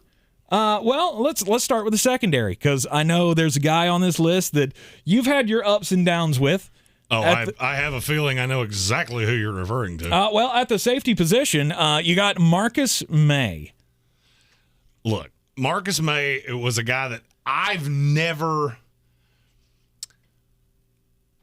It seems like wherever the industry goes on him, I go the opposite way. Okay. I liked him so much more when Jamal Adams was there. And he could play over the top. Jamal was in the box. Here's the thing. He's coming off an injury. He had a DUI that he did not tell the team about, which was a huge deal. Yep. The one team in this league I can tell you will not sign him will be the New York Jets. But now that being said, he is a very quality over-the-top safety. He also played a little strong safety for the Jets once Jamal Adams was gone. He's going to come cheap. Last year in Rob Salah's defense, it didn't go his way. He's not a scheme fit. So, to me, I cannot get away from Marcus May ending up with the Dallas Cowboys, because that's where it makes the most sense. He was a top 20 in the NFL safety every year he'd been in the league until last year. Now I think you're going to get him somewhere in that $6 million a year range. He's still he'll be 28 2 weeks from now, I think. Still a young guy, still a talented player. He's going to have to sign one of those one-year prove-it deals.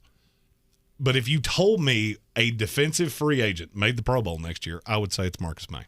Okay. All right. I think I would go with my guy in the secondary.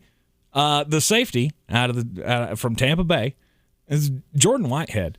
I mean, he's a guy that I really do not want to see leave Tampa. I don't want to see any of these guys leave, but you got to do what you got to do when you don't have any money. And Jordan Whitehead, and you're completely broke. But Jordan Whitehead, he is a heavy hitter safety. He is, and he's a very good in the box safety. He's not a liability in coverage. The thing about him is that he fits into a very specific kind of scheme. He strikes me as somebody that New England would wind up with to pair with on the other side of Kyle Duggar, or because he can play over the top. And then you become very multiple. Or Seattle. He's one that would fit with the Jets as well in that kind of hybrid defense. The thing that makes me very nervous is that he was not very good until he played with Todd Bowles. It was not until Todd Bowles came along that all of a sudden he was this guy. So he's going to be more – it more matters where he fits. He's one of the few I could actually see you bringing back, because I do think you'll be able to get him at a value. One thing about this class, there are a ton of safeties, whether it's in the draft, whether it's in free agency, and I really struggle to believe that there's going to be a really robust market for him at $6-ish million a year, which is, I think he's in that 5 to 6 range, somewhere in that 3-year, $15 million a year range. Now, that being said, he is one of the few that can play in the box and not be just a complete liability against the run. If you need a box safety, this is going to be a tough year to find one. Okay. Unless you pick in the top 4, like my New York Jets, who can take Kyle Hamilton. Just continuing to rooting for that. Yeah, there was a video over the weekend of a fan. A fan had submitted a mailbag to the Jets, and they showed it to Coach Salah about why he shouldn't take Kyle Hamilton, and he laughed it off and went, "Yeah, I think it would be just fine."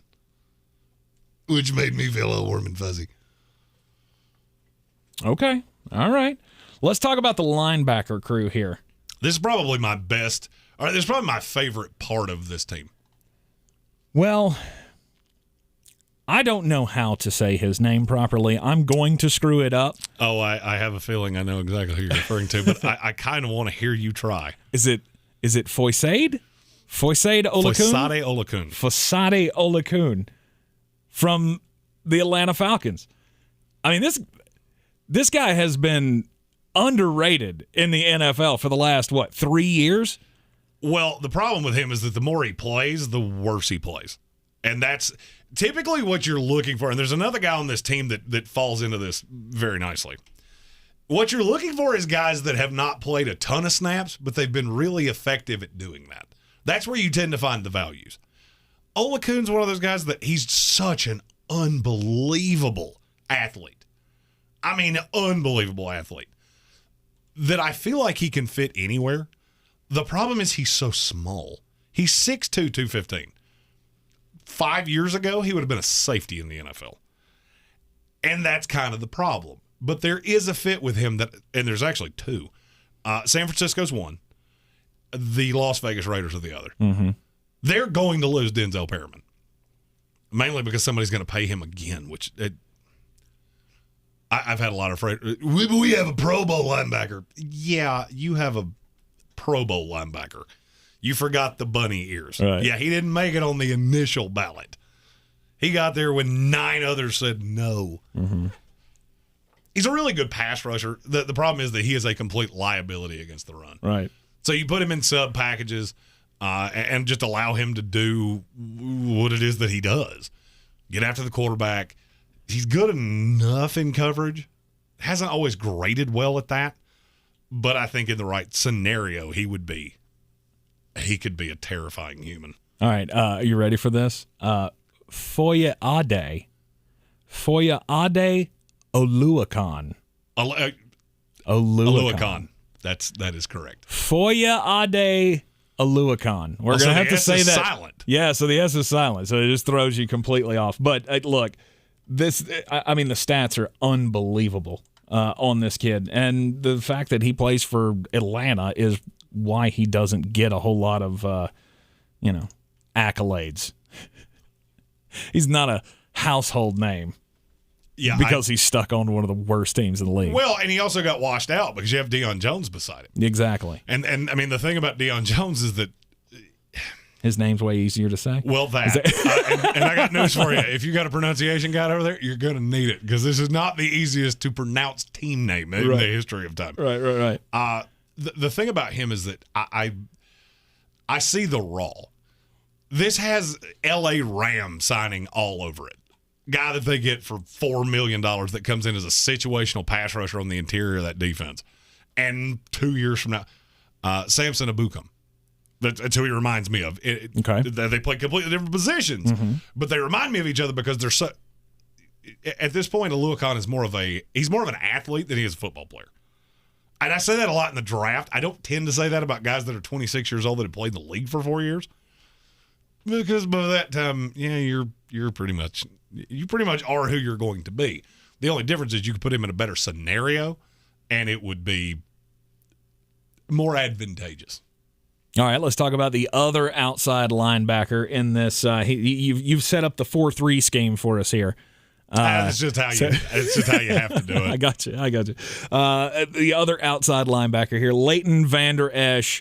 We all know about the huge rookie year that he had in, 2019, 2018? Something like that. Anyway, he popped on, and the story was phenomenal of a guy who's only started for 3 years or whatever it was at Boise State, and then he comes in and, sets the Dallas Cowboys on fire with his play. And it's kind of been a step down every year since. Well, because the scheme has fit him less and less ideally since. Plus, there's injuries thrown in. Well, and that was always a problem with him. The thing about Leighton Vander Esch is it really matters what's in front of him. If you have a bad defensive line in front of him, he's not going to be good. And this is going to sound a little weird because I just talked about a guy this team's going to lose. I look at Leighton Vander Esch and go, you would be pretty good in Atlanta. With Grady Jarrett in front of him, you need somebody that can eat blocks because he gets washed out way too easily. I'll tell you another team I really like him with, Cincinnati Bengals. Him next to Logan Wilson, there is some reason that I see that pairing in my head and it just works out well. But do you know how old he is? You feel like he's been in the league for a while, right? Leighton Vander Esch? Yeah. He's like 26. He's 25. Oh, he's 25. And he turned 25 like a week ago. Yeah. That blew my mind when I saw that. Right. Because I feel like, in his rookie year was 2018, by the way. 2018, okay. He's never been great. But I feel like he does enough things well. And he's going to catch, the estimate on him is 3 years, $25 million. I don't believe that for even a second. He strikes me as a one-off, 1 year, prove-it deal kind of guy. And he needs to be on a specific kind of team. Mm-hmm. Baltimore Ravens, that's another one. If you've got big space eaters in front of him to where he doesn't get washed out, he can be a very high-level player. Problem is Dallas didn't have that for the last 2 years specifically. And in the middle of the linebacking core for the De'Vondre Campbell team, it's I don't see De'Vondre Campbell on here. No, how did he not make his own team? Because I changed my mind. And I was told that he's going to get way more money than I thought. I changed my mind. You cannot be on a team named after you. It's not allowed. Okay. All right. Josie Jewell, the Denver Broncos. He's coming off last year. He got hurt last year, so that's going to diminish his value. But the year before that, among 83 graded linebackers, he was 13th. Wow. This is another guy that I've loved since he came out in the draft. When he came out of Iowa, he's a Big Ten linebacker. He is really smart. Athletically, he leaves a little bit to be desired. But he's just always in the right place. And there's really no scheme that doesn't fit him. Some linebackers we talk about, you have to play in the inside in the 3-4, weak side, Sam, Mike, whatever the case may be. I don't really think he has a limitation like that. He played inside of a 3-4, but I could see him as probably a Mike in a 4-3. Mm-hmm. I could see that working out nicely. I mean, middle linebacker is his best position. But I don't think any team would look at him and go, he doesn't fit our scheme. Right. He's a little slow, but he's just always in the right position. You can find a spot for him no matter what kind of scheme you run. Yeah. All right. Let's go on the outside before we get to the big dogs. Let's go on the outside to the corners on the De'Vondre Campbell best values in free agency team here. You got Darius Williams.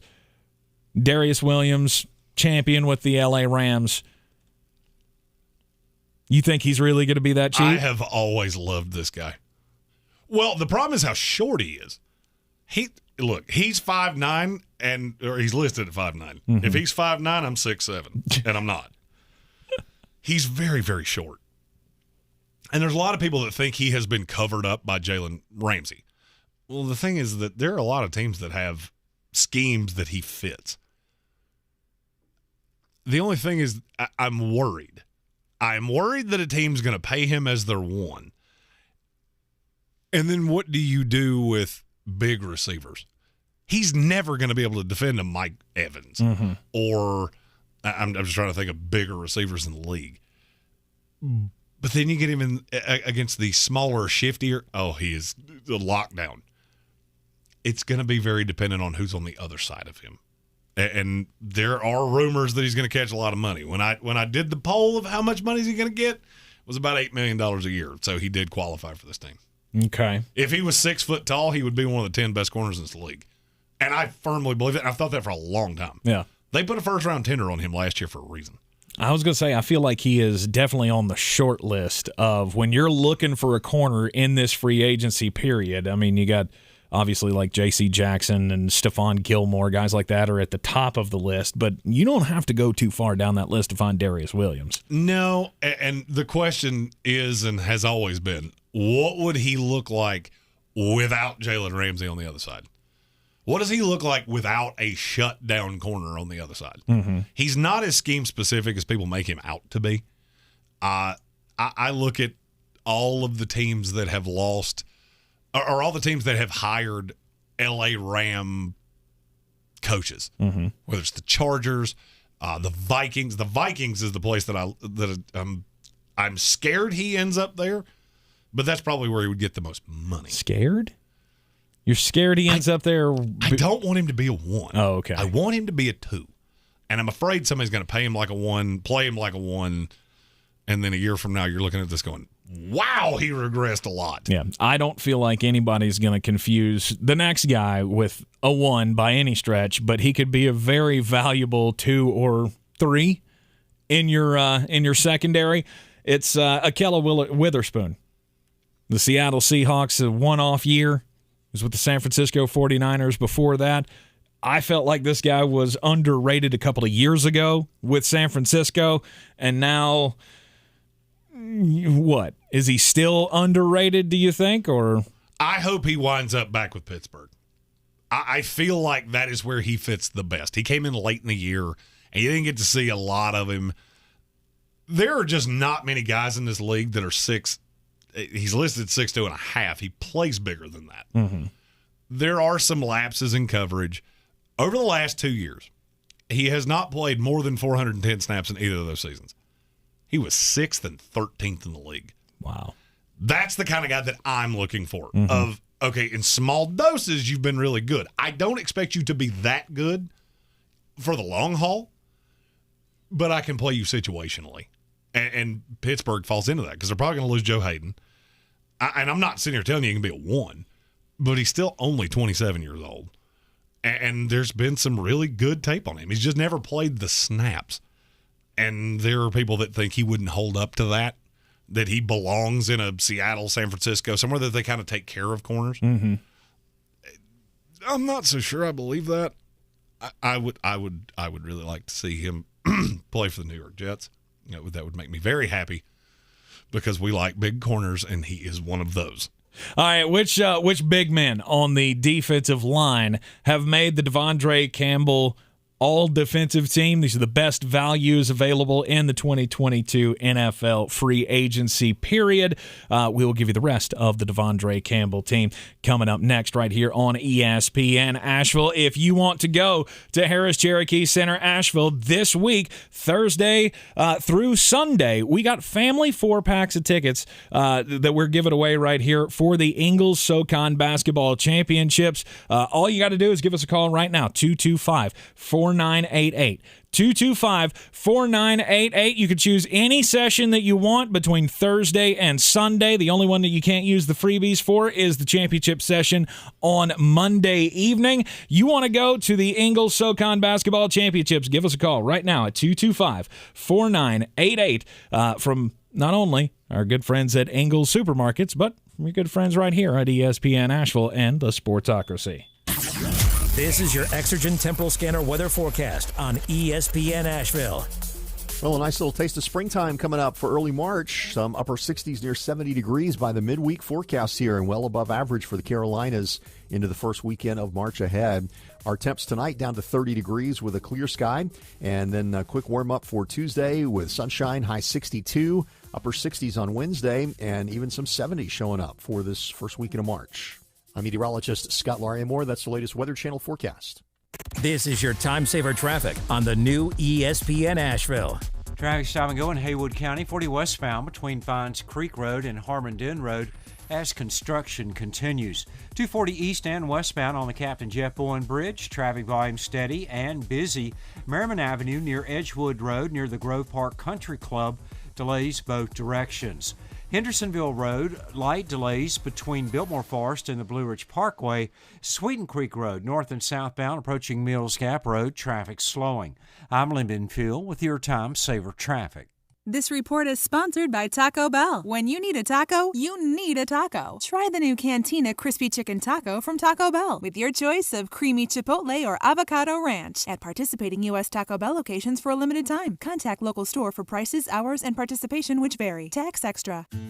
iHeartRadio Earth knows small changes make a big difference for the environment. Did you know that keeping your tires even a single PSI lower than recommended means worse mileage and more trips to the pump? So do the environment and your wallet a favor and always check the tire pressure. Brought to you by iHeartRadio Earth and the National Environmental Education Foundation. To find more tips on smarter, sustainable living or to take action in your own community, go to iHeartRadio.com/Earth. Professional women's tennis is coming back to Harrah's Cherokee Center, Asheville, April 15th and 16th. Tickets are on sale now at USTA.com/BJKC. Get your tickets and see Team USA women's tennis in this exciting match, April 15th and 16th. It can be dangerously easy to steal your identity during tax season because so much sensitive info is all together. Before we start the annual meeting of Sean's personal info, has anyone seen Social Security number? Not me. Nope. Nuh-uh. Oh, no. He's been stolen. LifeLock by Norton makes it easy to help protect yourself. If you become a victim, we'll work to fix it. No one can monitor all transactions, but you can save up to 25% off your first year with promo code NEWS at LifeLock.com. Identity theft protection starts here. Liberty Mutual Insurance Company presents and Doug. Check it out, Limu, a roadside carnival. Step right up, folks. Test your strength. Come see the fire-breathing baby. Let's fan out and tell people that Liberty Mutual customizes your car insurance so you only pay for what you need. Look, an emu wearing sunglasses. Limu, you're famous.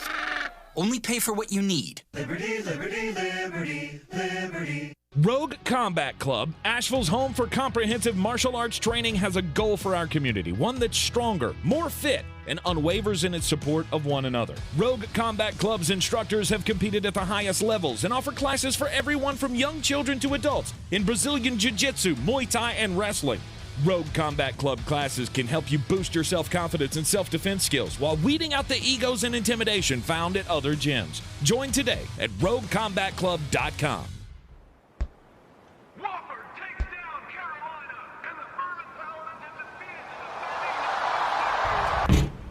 The underdog. The long shot. The nobody from nowhere, never gonna happen in your dreams, kid. 100 to 1 shot.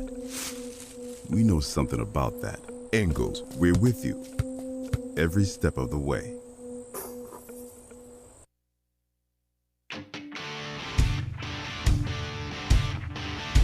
The Sportsocracy. You were just dumber than a bag of hammers.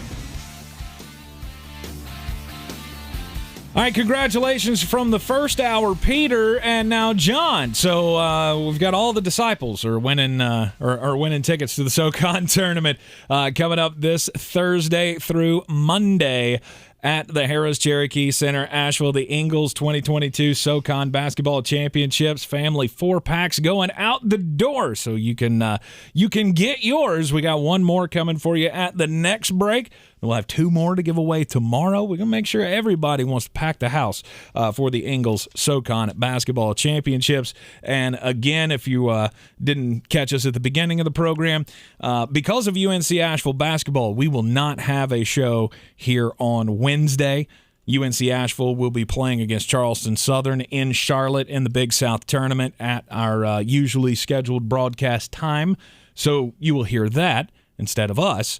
And if they win on Wednesday, they'll play the same time again on Friday. So we may not be down at the Ingles SoCon Basketball Championships on Friday, but if that happens, then we will be there live on the scene on Monday. But again, no program on Wednesday, possibly no program on Friday this week as UNC Asheville tries to make their run through the Big South Conference tournament down in Charlotte. Also tonight on the CW locally here, folks. Tonight on the CW is the Big South tournament preview show. So you want to check that out with UNC Asheville great John the Jet Williams being a part of that broadcast. Again, that's tonight at 7 o'clock, I believe, on the CW. Anyway, let's get into the rest of the De'Vondre Campbell best values in the 2022 NFL free agency period. The De'Vondre Campbell All-Defensive team. We are down to the defensive line here, and I'm just going to call him Obo because that's what he goes by on his Twitter account. Obo Okoronkwo. I didn't do that right. I know. I don't, and I apologize, Obo. I apologize. Yeah, I don't do. I don't listen to commentary, so I'm not great with names. Okoronkwo. This is proof positive why the Rams just won a Super Bowl. This guy was a 5th-round pick 3 years ago. Mm-hmm. He's been a situational pass rusher ever since. Never played more than 315 snaps, I think. But he's held up against the run, and he has a lot of raw ability as a pass rusher. He's a little old for what you're going to be bringing him in to do because he is 27 years old. But he strikes me as one of those guys that's going to get an opportunity to be an every down player. I think somebody's going to pay him. There seems to be a lot of consensus that he's going to take $2.5 million or something like that. Mm-hmm. I think somebody is going to pay him and realize what I think somebody will see what I see in him. And how it's going to work, I have no idea. I've never seen him play 800 snaps in a year. But pay him what, 5 to 6? I would give him 4 years, $20 million right now. Okay. And I wouldn't think a second thing about it. Okay. Especially if I was like a Jacksonville to put on the other end of Josh Allen. I do think he can be an every down player. And this is why teams like the Rams are so good, is because they can find late round guys like this. The reason the Rams won't bring him back is because they'll just do it again. I mean, we've seen them do it time after time after time. And this is one of those guys that I like way better than anybody else does. Okay, let's go over to the other end position. Arden Key. And speaking of guys that I like better than anybody else does, he has bounced around the league a lot. Now, Arden Key, he is not an every down player anywhere. Mm-hmm. But here's where I'm looking at Arden Key. I can have him for $10 million over 2 years. Or I can pay Dante Fowler. There's really no difference between the two. I've actually seen Arden Key be better for longer. So that makes him the value. There are so many edge rushers in this class that are going to get really big money. Harold Landry, of which if I'm anybody other than the Atlanta Falcons or the Tennessee Titans, I would run the opposite direction. Justin Houston, Jason Pierre-Paul. I almost put Derek Barnett on this list. The only problem is that to call him an edge, you have to talk about the fact he can't get after a quarterback. Yeah, it makes it a little difficult. Well, he's just a guy. He's a run stopper 4-3 end. Right. And there's just not a lot of market for that. I know a lot of Philadelphia fans think he's been a bust. I don't agree with that. He's very good against the run. He just offers nothing against the pass. Arden Key is he falls into that, you need to stay in that San Francisco lineage. Whether it's with the Dolphins or the Jets, the Jets are the one that just screams out to me. If Robert Saleh is going to see what he looked like in that defense, they have a lot of money, and he could be that situational edge. Especially if they were to take George Karlaftis at 10. Right. I mean, that gives you quite a bevy of pass rushers there with Carl Lawson coming back and John Franklin Myers. And that's how that system works, right, is that you want to have a lot of interchangeable pieces. Nobody plays 75+% of the snaps. Right. You just constantly cycle in fresh bodies, and he can definitely be one of those. All right, let's talk about the defensive tackles. There's one of these guys that I'm absolutely drunk in love with. All right, is it Tim Settle? It is. Okay, Tim Settle is the guy. We often talk about rotational pass rushers on the edge. You don't talk about that very often with a defensive tackle. This guy can be one. He is a really, really good pass rusher. The problem is that he doesn't grade out very well against the run, which is weird because he's a gigantic human being. He's 6'3", 330. Some people think he's a nose. And I think he could do that. What most likely happens is I can't unsee him in Baltimore, Pittsburgh, one of these teams that takes these really cheap free agents that bad teams let walk out the door, and then they turn him into a superstar. And I could easily see him being that. There's not many guys that are this big that are this good of a pass rusher. Now, can he hold up? He's never played. He's a lot like Okonkwo. He's never played that level of snaps. So the question is he as good a pass rusher 45, 50 snaps a game as he is 15 or 20? I think so. This is one of my favorite value free agents in this period. And I promise you mark my words that I said this. One of those teams that you look at and go, why are you always good? That's who's going to sign him. Yeah. And then the final member of the De'Vondre Campbell All-Defensive team for the 2022 free agency period. Again, these are the best value guys that you can find in free agency. It's Sebastian Joseph Day. You have to be careful that so much of his best tape has been with Aaron Donald. I don't care. You don't care? I don't care. This is another one that I would throw money at. I don't care what you want. Just tell me what it is. And 3-4 DN specifically, but I do think he can play inside in a 4-3. He just does everything well. Another one that hasn't played the snap count. This is what I look for. By the way, this is a guy they took in the 6th round that has turned into this good of a player. My fear with him is he's going to end up getting more money than this list actually allows. I could see him being a 3 or $30 million guy. Really? Jacksonville Jaguars, Cleveland Browns, one of these teams that is really predicated, the way they play defense is really predicated on getting after the quarterback. Mm-hmm. I could see him being the extra piece to that. Okay. All right, so there it is, your De'Vondre Campbell All-Defensive team, best values in the 2022 NFL free agency period. Jeremy did a great work on the graphic there, and if you don't watch this show on YouTube, the graphics alone are worth watching the show for. We appreciate all the work that Jeremy does in all of the graphics and such. But go to the sportsocracy.com, click on that live video link, and don't forget to hit the subscribe button. So, not only will you see us every day at 3, but you also get all of our team-by-team content throughout the off season. As our next project rolling out individual team content is your home run. What's your home run swing for your team in the offseason, whether it be re-signing your own guys or picking up guys in free agency or the guys that Jeremy can't unsee you getting in the NFL draft. All of that coming your way in the Sportsocracy here over the coming days. Let's get weird. On the weird scale, there's Vegas, there's Florida, and there's Asheville. Let's get weird, Asheville. All right, now it is probably news to all of you because I don't think anybody watches this on television anymore. But the SAG Awards, the Screen Actors Guild Awards, were last night. And it's one of the funniest things I've ever seen happen. I mean, I didn't see it. I saw the replay of it. But last night, they're giving away the awards or the award for best male actor in a television, movie, or limited series.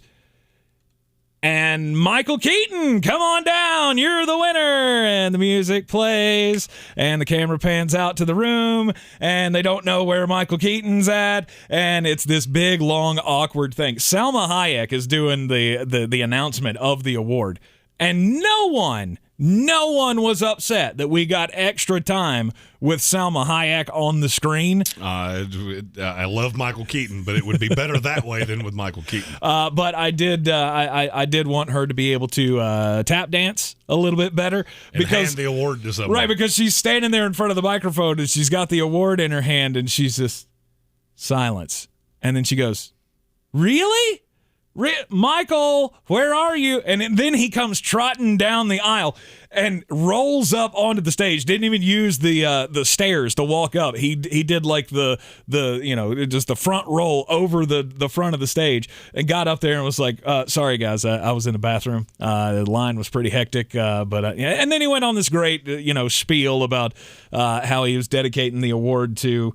I believe it was his son, or I don't know if his son. It was a family member who had recently died of a drug overdose. It was a great speech that he gave. But, I'd never seen that before.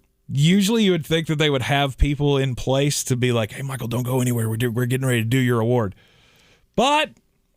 and then of course on social media, all of the Batman things started coming out of. We all know where Michael Keaton really was. Yeah, Nick Bakay had a lot of fun with that. A lot of fun with that. Right. So Batman was a little late to the show, but he did not disappoint last night at the SAG Awards. I would love to see what the numbers look like for that. I mean, remember how bad the Oscars numbers were? It was a .0001. And seeing as how most people don't even know what the Screen Actors Guild is anymore.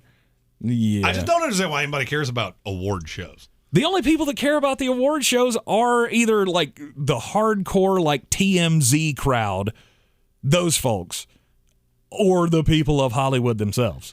I've never understood that. I think I'm going to watch an award show. Yeah. No, I used to watch them all the time, but then they started giving awards away for stuff I've never seen or heard of before. So, best wardrobe in a lead vocal. I don't care. I don't care. I don't even kind of care. I don't care who does the wardrobe for Yellowstone. I don't care. But I also feel the same way about the ESPYs too. Like those award shows, I've never watched them. Couldn't care about. Couldn't care less. Never watched them ever. Something else I haven't done is what a 46-year-old driver in San Diego did over the weekend. Uh-huh. He had a full tractor trailer of the product that he was asked to deliver to its destination. Okay, this sounds bad. It's not good. It's a truck full of onions. Okay. He was delivering them to grocery stores up and down the West Coast. All right. Well, there's only one problem.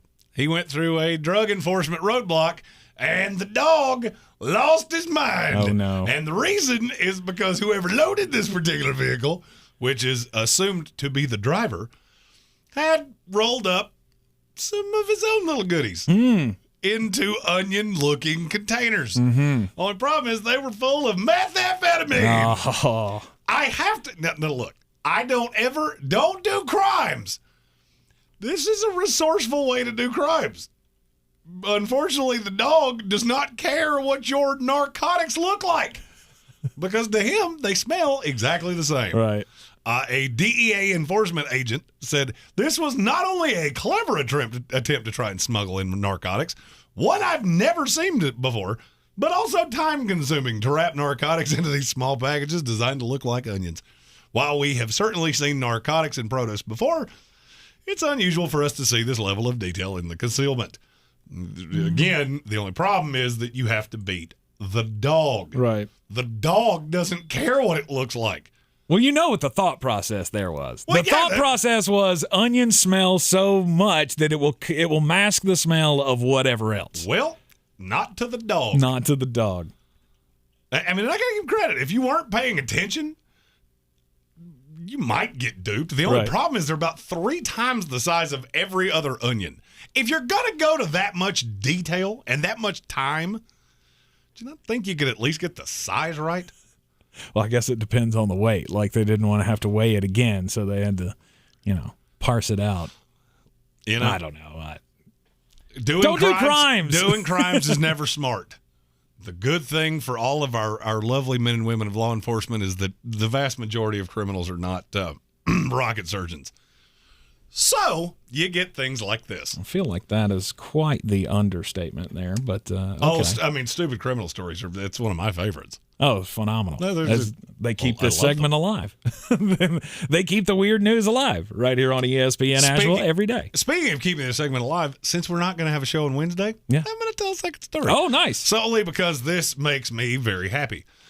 The first story was very sad. Second story, very good. Mm-hmm. A California company has unveiled a vending machine that uses robotics to make pizzas in about 3 minutes. That's cool.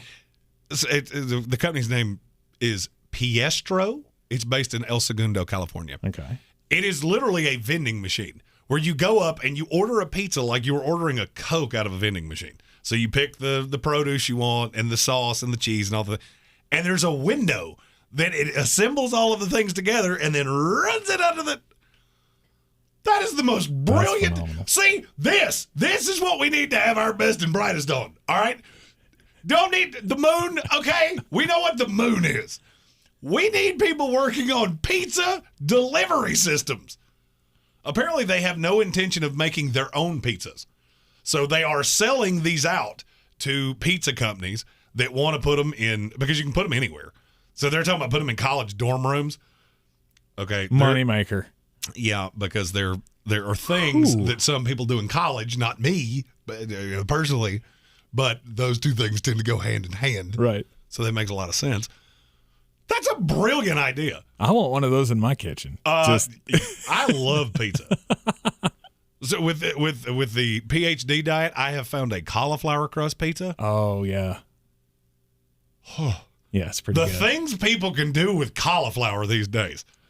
Good gracious. I will tell you what, it definitely scratches that itch. Like if you want some pizza and you want the no carb, low carb solution to it, cauliflower pizza, fantastic. And you can get them at Aldi's. You can get them at Aldi. Yeah. You can get them at Ingles. You can get them at all kinds of places. Yeah. Was it Blaze? Isn't that Okay. the name of the pizza place? Yeah. They have a cauliflower Oh, crust. do they? Yeah. All right. Oh, yeah, and it's very, very good. You may have to go see the people over at Blaze pretty soon. Pie Day. $3.14 pizzas. The only thing is that you should be prepared to wait for 3 hours and 14 minutes for said pizza because everybody else knows that too. But not if they did it in vending machines. If they had vending machines, maybe the line wouldn't take that long. I genuinely would eat pizza every day of my life. I can't. I would eat pizza every day of my life. I can't do it. Frankly, if every meal I ever ate came in the form of a pizza or a burrito, totally fine. Sushi burrito. Never thought I would like that. I could eat 4 of them at a time. But again, you shouldn't, because it's all about moderation. It's all about proper nutrition. That's what we've learned from PhD weight loss. Yeah. Well, since you told another weird story, I'm going to tell a weird story here, but mine is sports related. Because when I saw this headline this morning, I went, both of those sound like brilliant ideas, but I don't know that either one of the guys involved would ever be interested in taking that job. So apparently one of the off-season plans for the Miami Dolphins this year was not only to try to get Sean Payton from the New Orleans Saints when he announced his retirement. Remember, he's still under contract with New Orleans. So Miami apparently made some type of a pitch to New Orleans to try to get Sean Payton's rights or whatever. Okay, well, Sean Payton just quit football. I'm not sure that going to the Miami Dolphins is really the step back that he wanted to take. Don't know that would have been his first choice.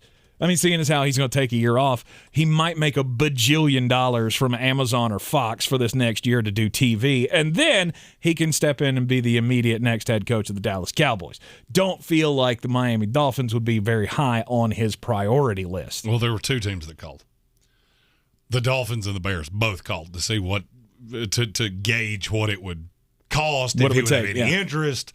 He said this on Dan Patrick. There were 2 teams that called me, and they were like, so we were retired. How retired are you? Right. Of course you did. The second part of that was that the Dolphins have pitched ownership stake to Tom Brady. What kind of a kick in the nerds would that be to New England Patriots fans if Tom Brady just wound up being even a 4% owner of the Miami Dolphins? Well, I mean, it's worked so well for Derek Jeter with the Miami Marlins. Oh, you had to go there, didn't you? I made a baseball reference. I did a baseball. Things went so well for Derek Jeter that after 4 years, he's decided, you know what? Get me out of here. I've done all I can do for the Miami Marlins. He stepped down today as CEO and gave back his ownership stake. Was just like, no, here. You have that. You just take that. I don't want this anymore. Despite the fact that they did make the playoffs in the coronavirus shortened season, they are the worst. And by far the worst team over the 4 years that he's been involved in the front office there with the Miami Marlins. But I did see earlier today, I don't remember who it was. It was one of the ESPN baseball guys was talking about, I think it might have been Jeff Passan, was talking about what a great job that he did turning around the Miami Marlins organization. And apparently, organizationally speaking, they're in much better shape today than they were. It just hasn't translated to any wins yet. So Tom Brady, I don't think he wants any part of the Miami Dolphins, but I could be wrong. I mean, at this point, seems to be putting his fingers into everything, whether it be he's acting, right? Exactly. He's going to do a documentary. Yeah, acting. Because that's the one thing I've always thought is, man, I wish there was more Tom Brady. Quote unquote acting. I mean, he's playing himself in a movie about himself, which actually sounds like the most Tom Brady thing ever, if you really think about it. All right, Jeremy, time to win the folks some more money. Let's put 5 on it. In the first segment, I told you how much I love a road dog. Well, it's not the only thing I love. Underdog, underdog, underdog, underdog. Speed of lightning! Roar of thunder! The Indiana Pacers are a dog tonight at Orlando, and that is stupid! I cannot for the life of me figure out how this line hasn't moved. Oh, but Markelle Fultz is coming back. Yeah, and he's going to play like 12 minutes. Who cares? Orlando is horrible. And Tyrese Halliburton might have 40 tonight. I got 50 on it. Give me the Pacers plus the 1. The Toronto Raptors are a 4-point favorite tonight at the Brooklyn Nets. I'm going to be as nice as I can. For as well as this James Harden-Ben Simmons trade is working for the Philadelphia 76ers, it appears to be that bad for the Nets. When they play at home, that team is terrible. I am dumbfounded that this is as short of a line as it is. I got 50 on it. Toronto Raptors minus the 4. Finally, in college basketball tonight, I got 50 on it. The Baylor Bears travel to Texas. They're a 1-point favorite, and that is absolutely preposterous. I understand that Baylor played 2 days ago. It was their best win of the season. This could be a letdown spot. Oh, here's the problem. Texas still has to be able to score with them, and I don't see how they're going to do that. Yes, they're good defensively, but you have to score with a team that's markedly better than you, and I'm only laying a point. This is a glorified pick 'em. That's insane. Worst case scenario to me, I don't see any way Baylor loses this game. Worst case scenario, they win by 1. It's a push. No. I got 50 on it. Baylor minus the 1. All right, take all those wagers over to betus.com. BetUS.com, use the promo code Sportsocracy and get 125% deposit bonus on whatever you put in using our promo code Sportsocracy at betus.com, up to $2,500. In the comment section here of the YouTube stream, Kevin Vick says the tourists draw a bigger crowd than the Miami Marlins do. So, fact. And that's not even on a Thirsty Thursday. He's Thirsty Thursdays. That takes me back. Day. God, it takes me back. Did you ever go? Did you ever go down to Thirsty Thursday as a kid? As a kid, no. No, my dad used to drag me down to Thursday. That was a time in his life where he loved the dollar beers, and he used to take me down. I love dollar beers too. It's called Right Now. But yeah, I used to be drugged down to Thirsty Thursday, and Dad and buddies got drunk. I was running around the ballpark. Wait, I shouldn't share all that with you. No. Here on ESPN Asheville, 92.9 FM, 880 AM, and 1400, your source for Ingles SoCon Basketball Championship tickets. You want a family 4-pack to go see the Ingles SoCon Basketball Championships any day between Thursday and Sunday. I got a family 4-pack on the line for you right now. Give me a call at 225-4988. 225-4988. Just give me a call. You want that 4-pack of tickets to the Ingles SoCon Basketball Championships? Call right now on ESPN Asheville. This is your time saver traffic on the new ESPN Asheville.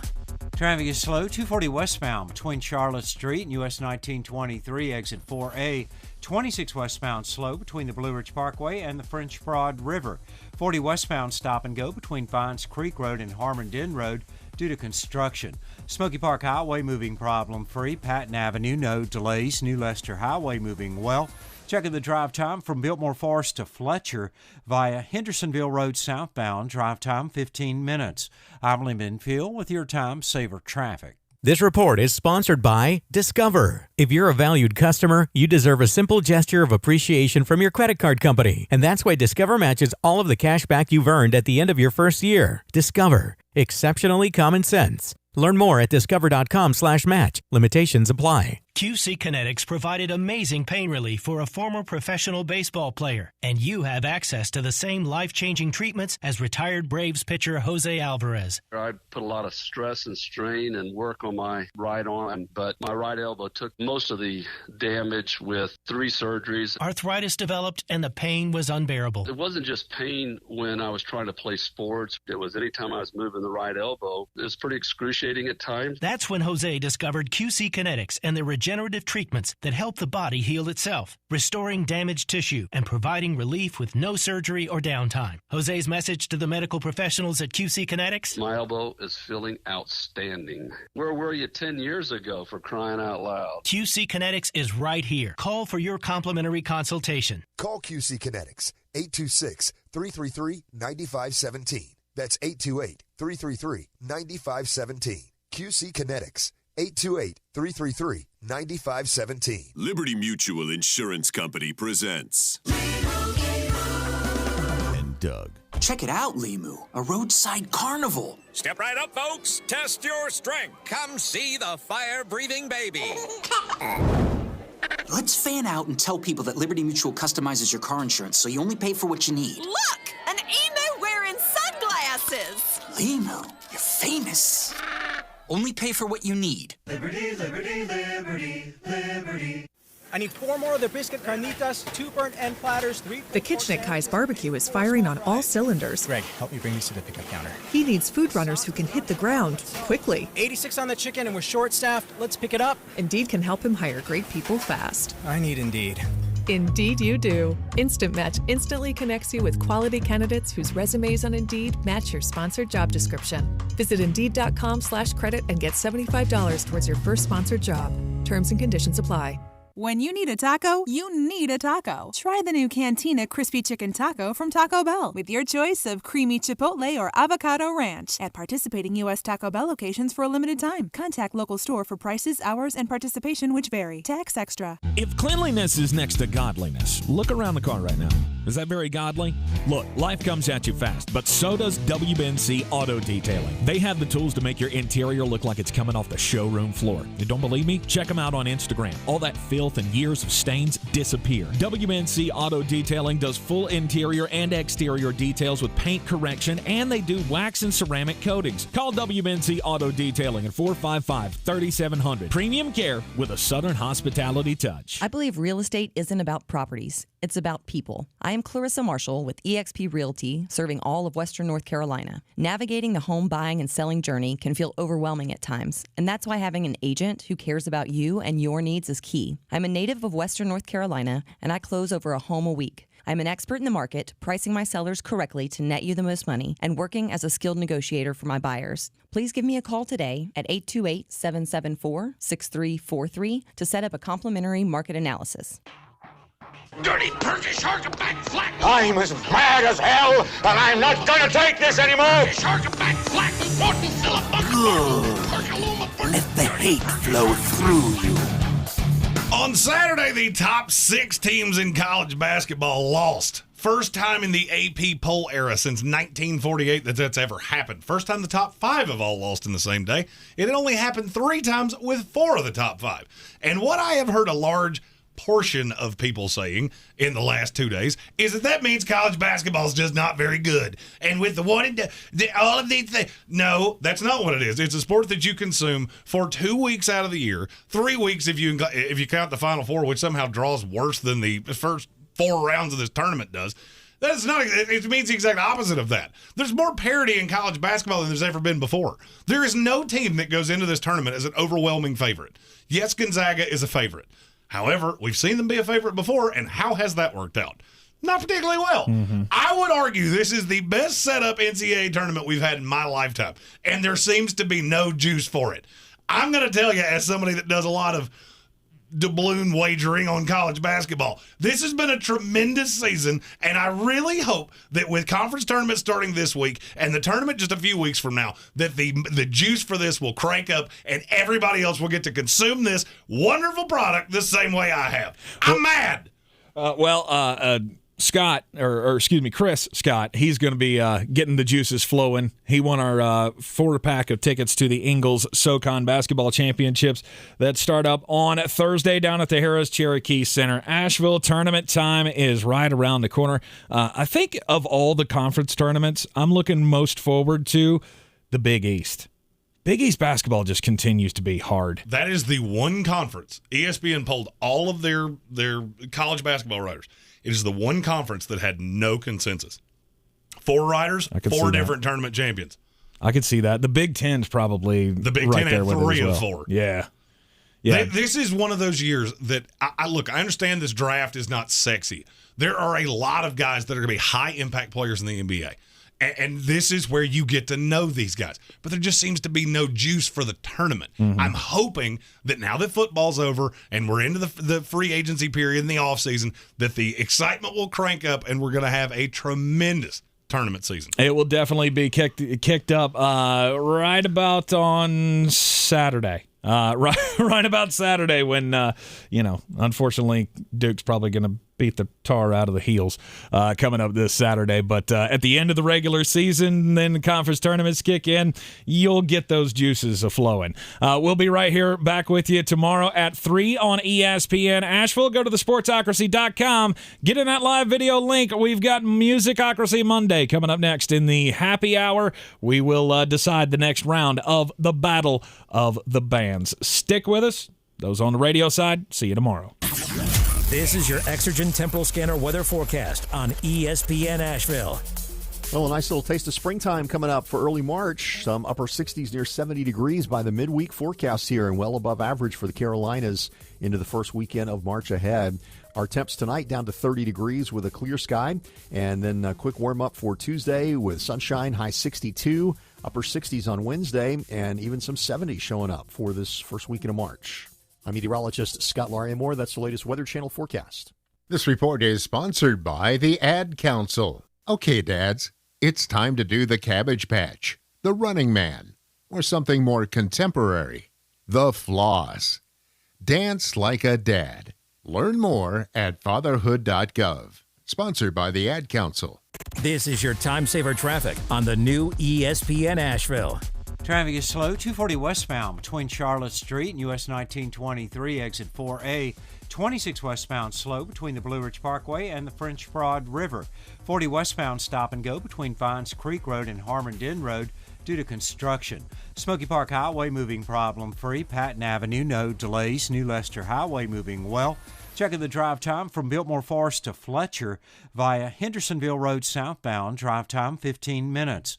I'm Lee Minfield with your time saver traffic. This report is sponsored by Taco Bell. When you need a taco, you need a taco. Try the new Cantina Crispy Chicken Taco from Taco Bell with your choice of creamy chipotle or avocado ranch at participating U.S. Taco Bell locations for a limited time. Contact local store for prices, hours, and participation which vary. Tax extra. From the Ingles Studios, this is ESPN Asheville, WPEK, W225CJ Fairview, WMXF Waynesville, and iHeart Radio Station.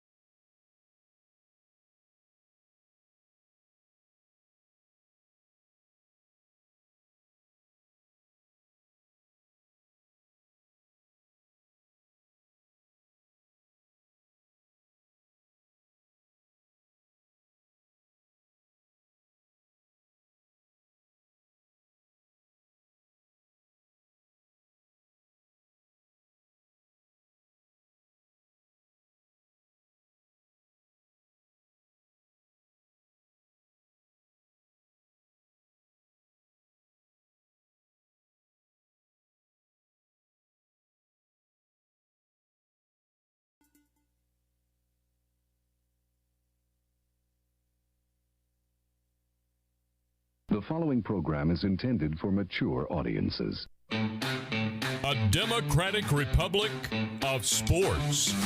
The Sportsocracy with ESPN Asheville hosts Tank Spencer and Jeremy Greene.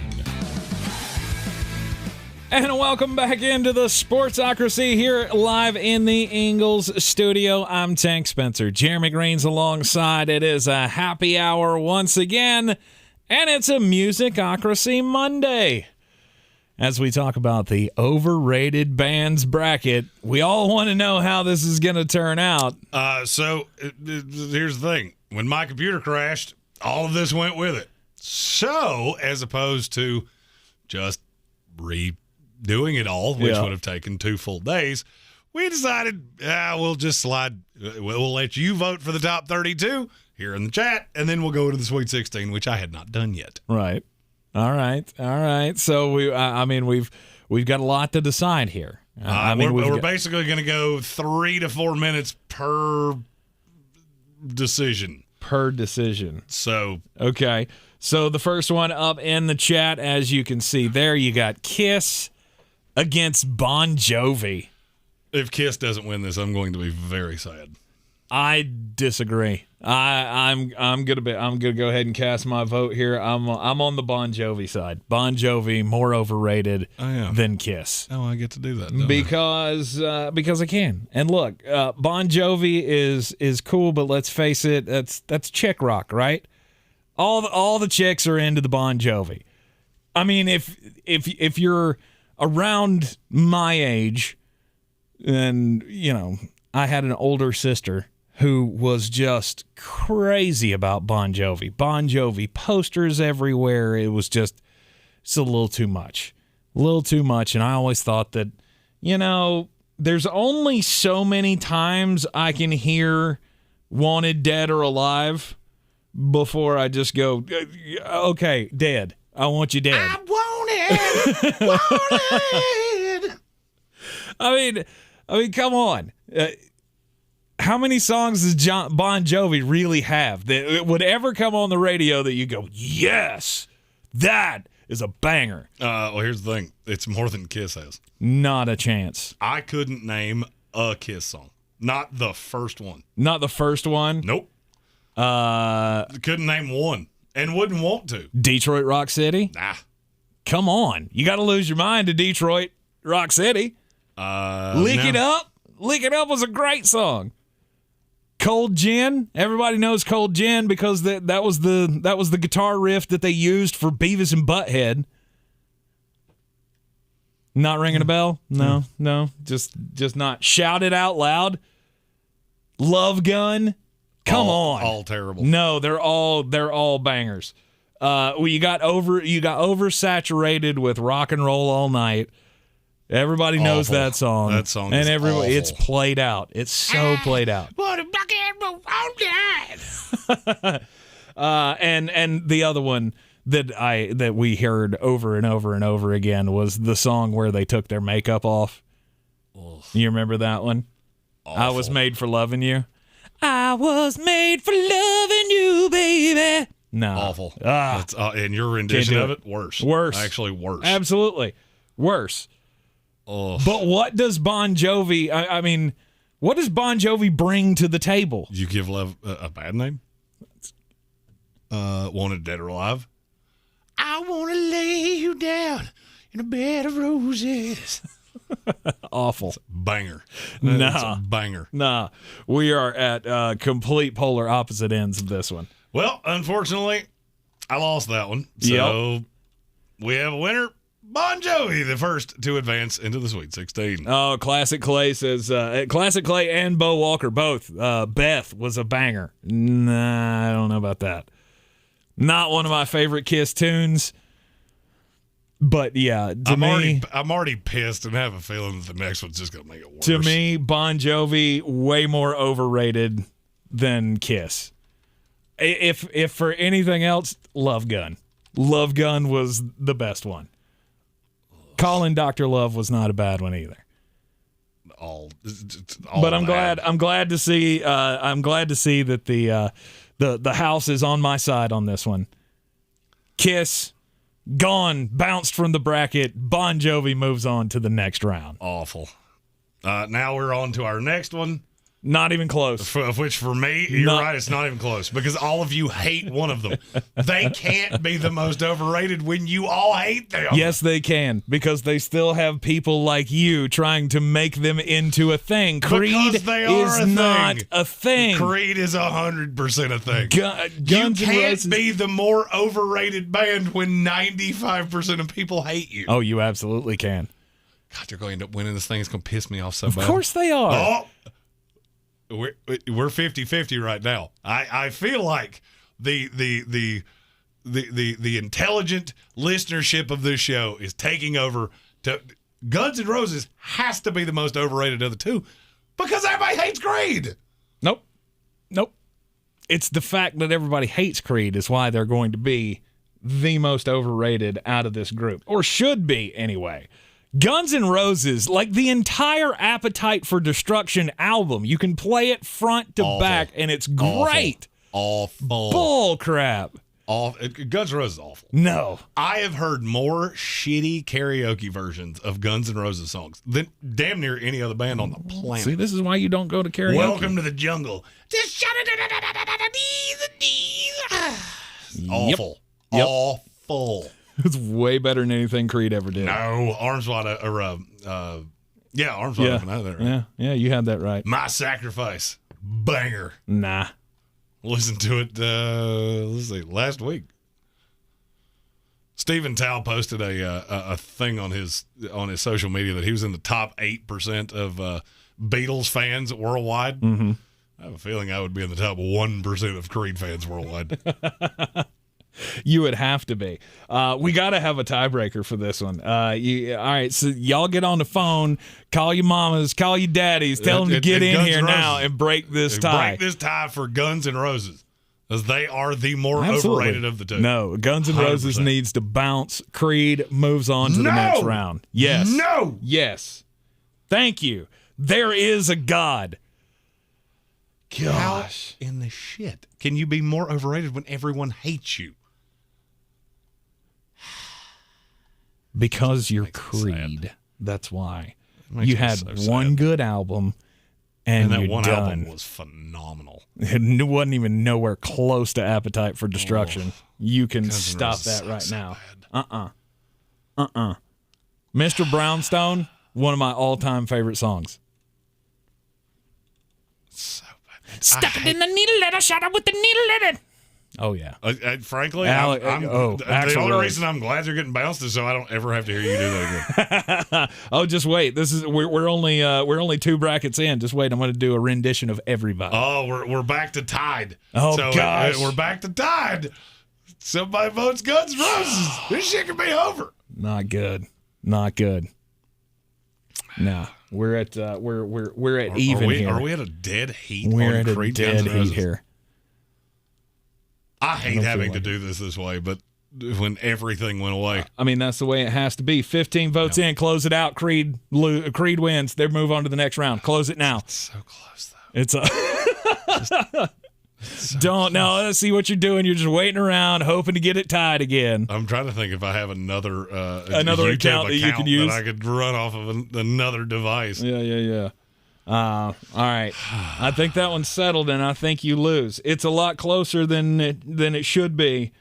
You should take that as a win and move on. But I don't. I have a feeling this next one is not going to last for a real long time.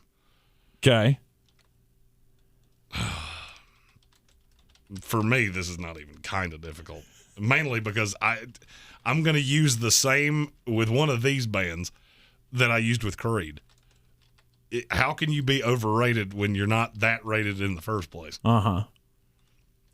Our next matchup, Tool versus REO Speedwagon. Oh, that's a special little setup there. See, to me, this one's easy. Good Lord. This one's easy. Oh, it's Tool. Yeah, it is. I don't do recreational drugs, so I never got into Tool. Look, I like Tool, but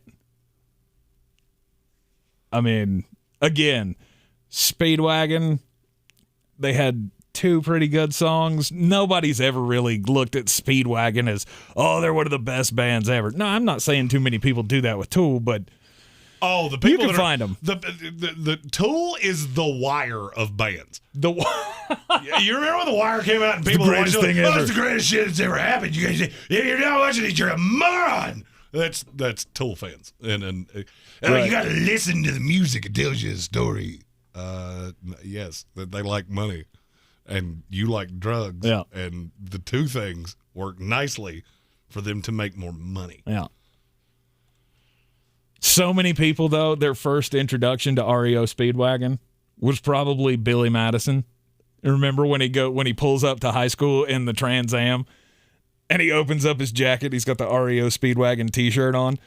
I feel like that was many people's introduction to REO Speedwagon. My parents raised me on the classics, so I mean, it was nothing for me to, Yeah, that one's done. It went exactly how I thought it would.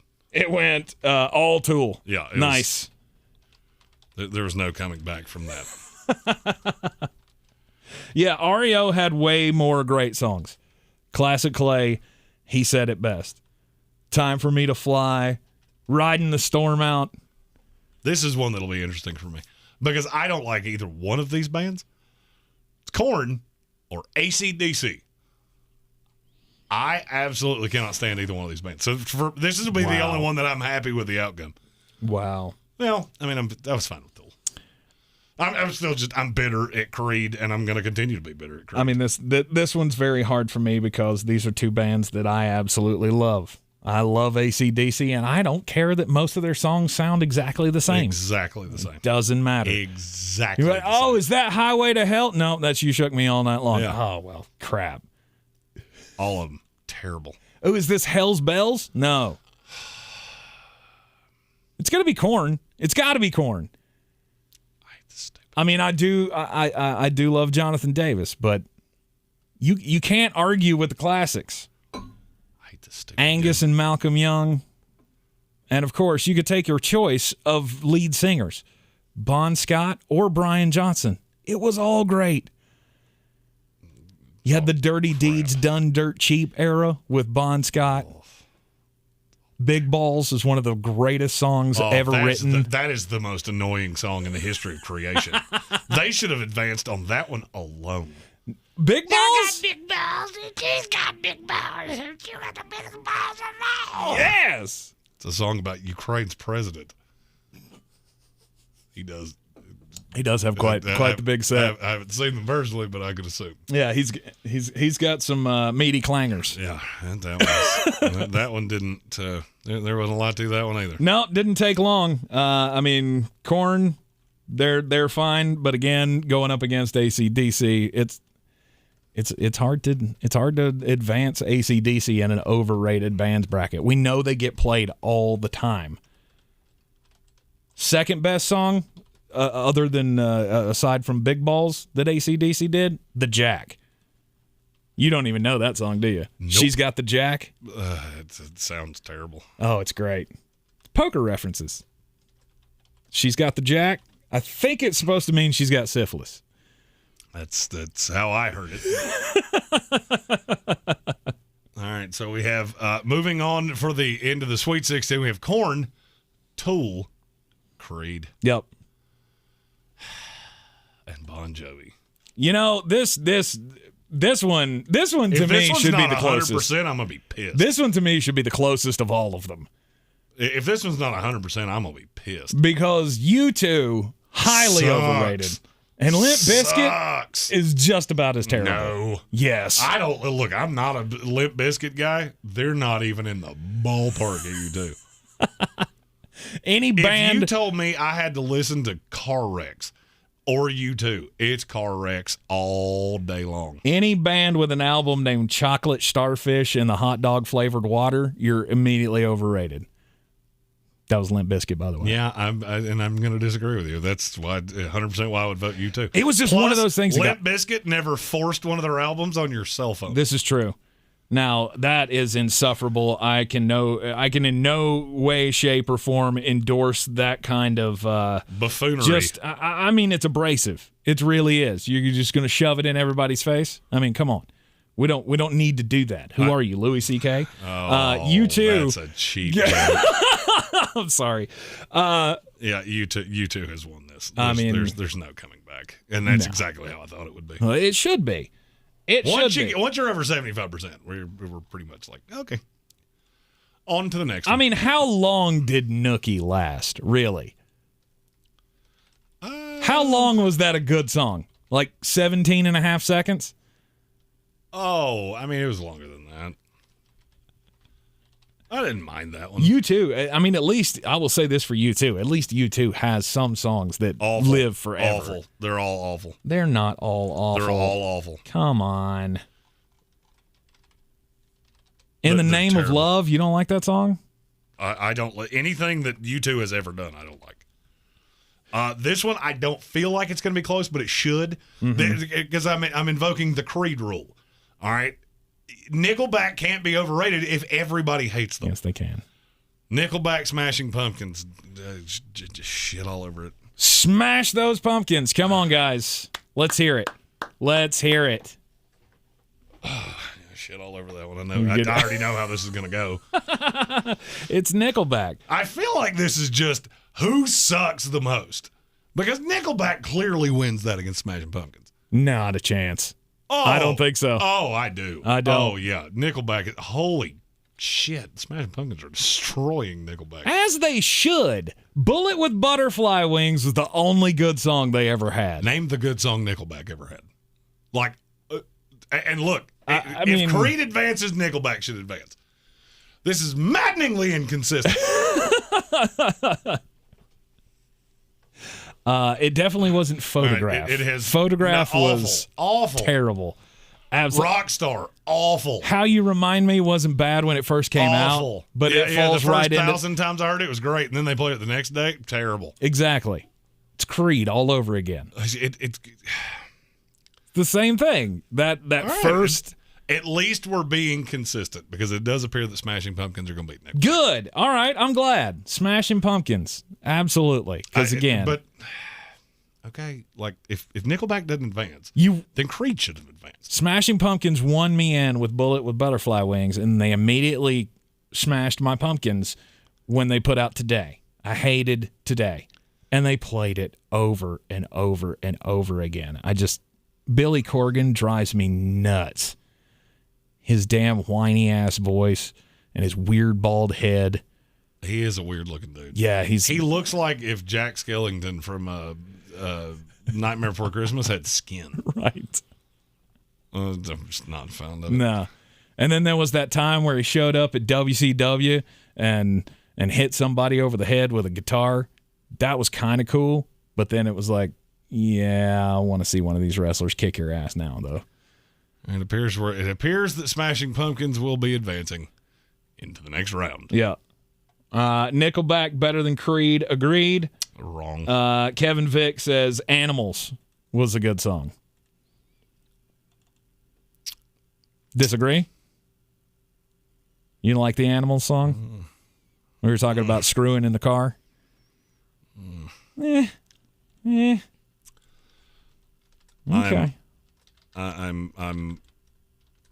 I'm interested in this one as well. You can tell. By the way, I looked up on our system here at iHeartRadio.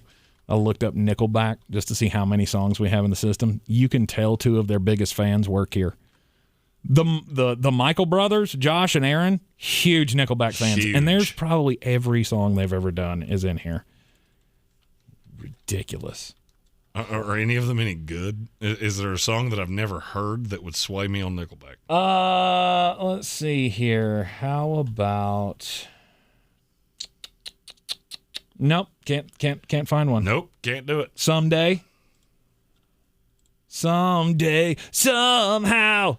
No, it's awful. Awful. Absolutely awful. In your rendition. And then the song that he did with that Chad Kroeger did with Josie Scott for the Harrah. Yeah. Hero for the Spider-Man soundtrack. Yeah, it's bad. Gross. All right, our next one's Maroon 5, Five Finger Death Punch. I have a funny feeling I know how this one's It's got to be Maroon 5 because I don't feel like Five Finger Death Punch is rated. I don't feel like Five Finger Death Punch should have gotten here because they're the best band left by a marked amount. The best band left? Oh, yeah. Really? Absolutely. The first round went damn near exactly how I wanted it to go, except for Creed and Five Finger Death Punch. Mm-hmm. I do ding you, though, when the best song you have is a remake. Brian Haynes said the fact that Creed, Nickelback, Kiss, AC/DC is not the Final Four makes this irrelevant. I would agree with you. I would agree with you. And two of them have gotten beaten out since we started doing this today, which just makes me want to kick a dog. Oh, don't kick dogs. I'm not gonna. Don't kick dogs. Yeah, this one's not close. Yeah, this one. Maroon 5, 79% to Five Finger Death Punch is 21%. I mean, I like the Jekyll and Hyde song that the Five Finger Death Punch has, but still, actually, two of their best songs were remakes. They did Blue on Black, which was a Kenny Wayne Shepherd song, and it's awesome. And then they did Bad Company by Bad Company. It's fine. They're allowed to, because those were both awesome. I mean, they were good. They were great remakes. Don't get me wrong. I'm just saying. This is another one that shouldn't be particularly all that close. Okay. One Direction. Easy. Or Done. Green Day. No, One Direction. Easily One Direction. I am going to disagree with you. Why? You hate everything. You hate everything Green Day ever did.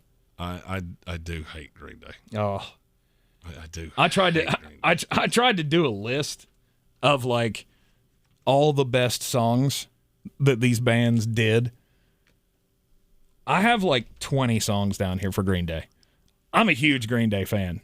Love Green Day. Best live concert I have ever seen. Wake Me Up When September Ends. That is bad enough in and of itself. I wish to God we could burn some of their songs, though. I mean, Good Riddance, the Time of Our Lives song that played at every graduation. Oh, yeah. Done. Burn it. I don't want to hear it ever again.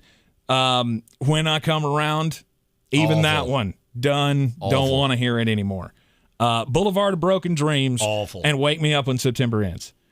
But then you go down there. That's every known song they ever did. Bullshit. Sorry to be blunt, but Basket Case, Brain Stew. That's the thing. You don't know these songs, but I play it for you, and you go, oh, yeah, that was a hell of a song. Yeah, I bet it wouldn't. Yeah. Because literally every song they've ever sung, I'm like, God, do you cry more than your girlfriend? Like, you have to. Welcome to Paradise, Longview, Holiday, She, Majority, or excuse me, Minority. All of them great songs. Oh, awful. Yeah.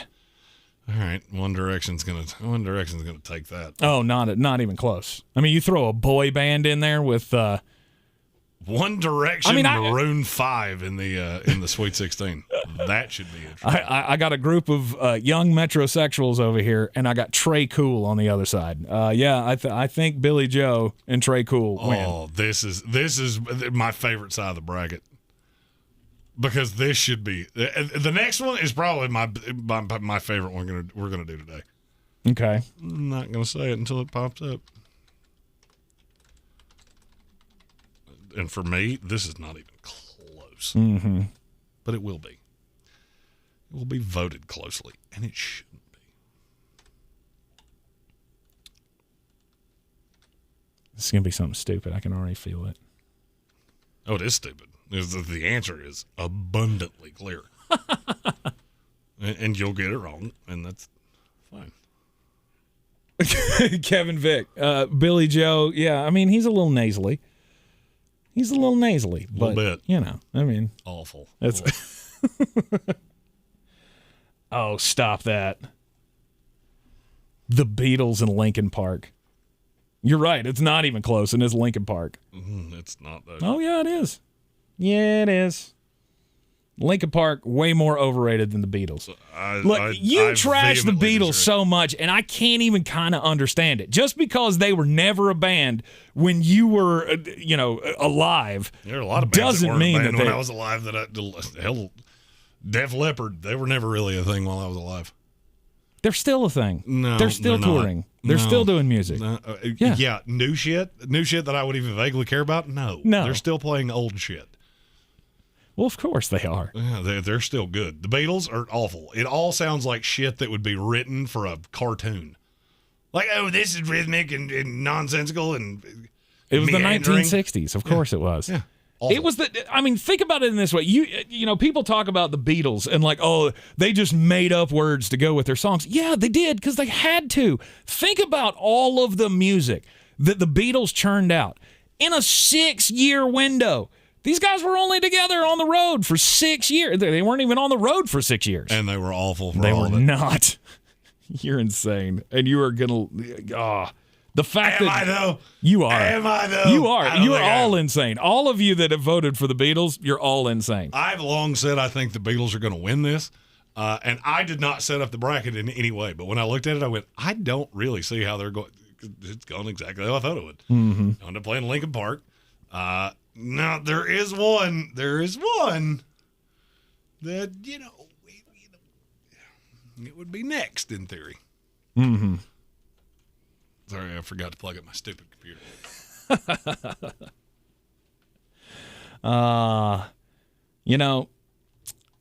I just don't get some of you. Some of the greatest songs ever written. Come Together is one of the best songs ever. Overrated. Hey Jude. Overrated. Classic. Judy. Yeah, we'll see him in the next round. Way damn better than Creed. Nah, not a little bit. We'll see him in the next round. Beatles, advance. On to the round of 16. This is another one I'm interested in because I think everybody hates the two bands I'm getting ready to say.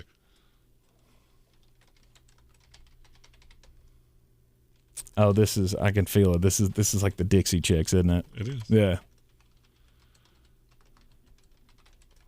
I love who they're up against because I hate them too.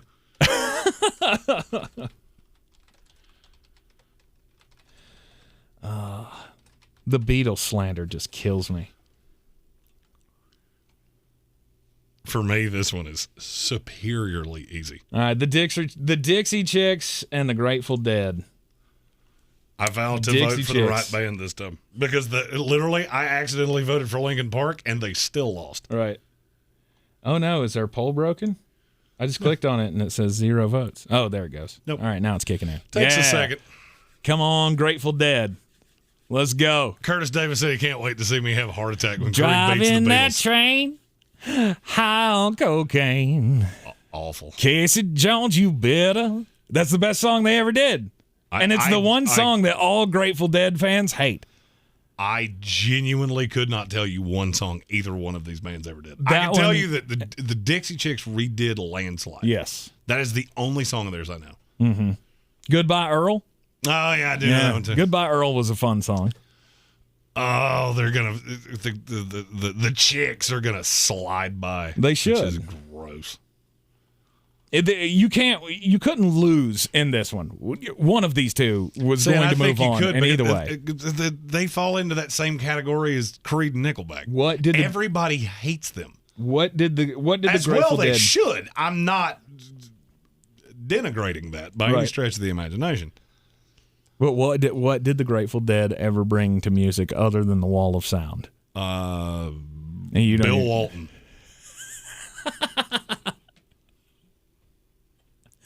Lots of drugs.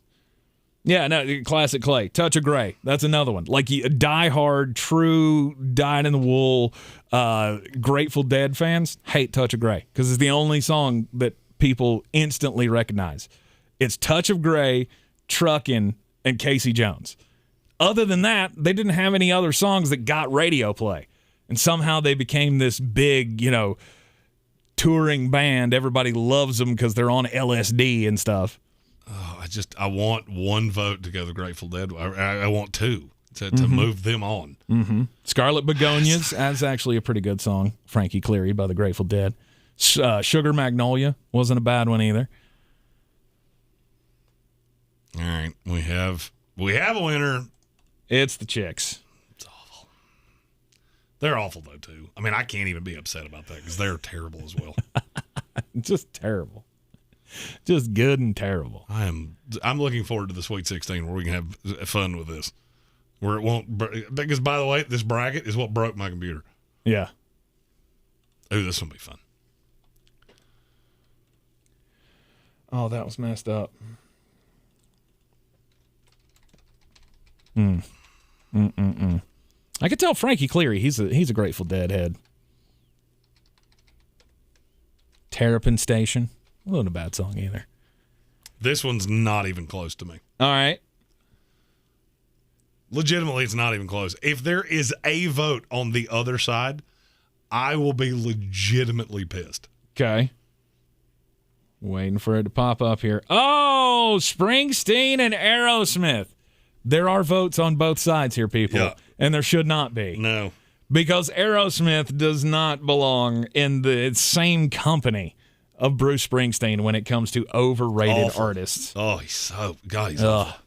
All of them. Glory days. Mm-hmm. It's so bad.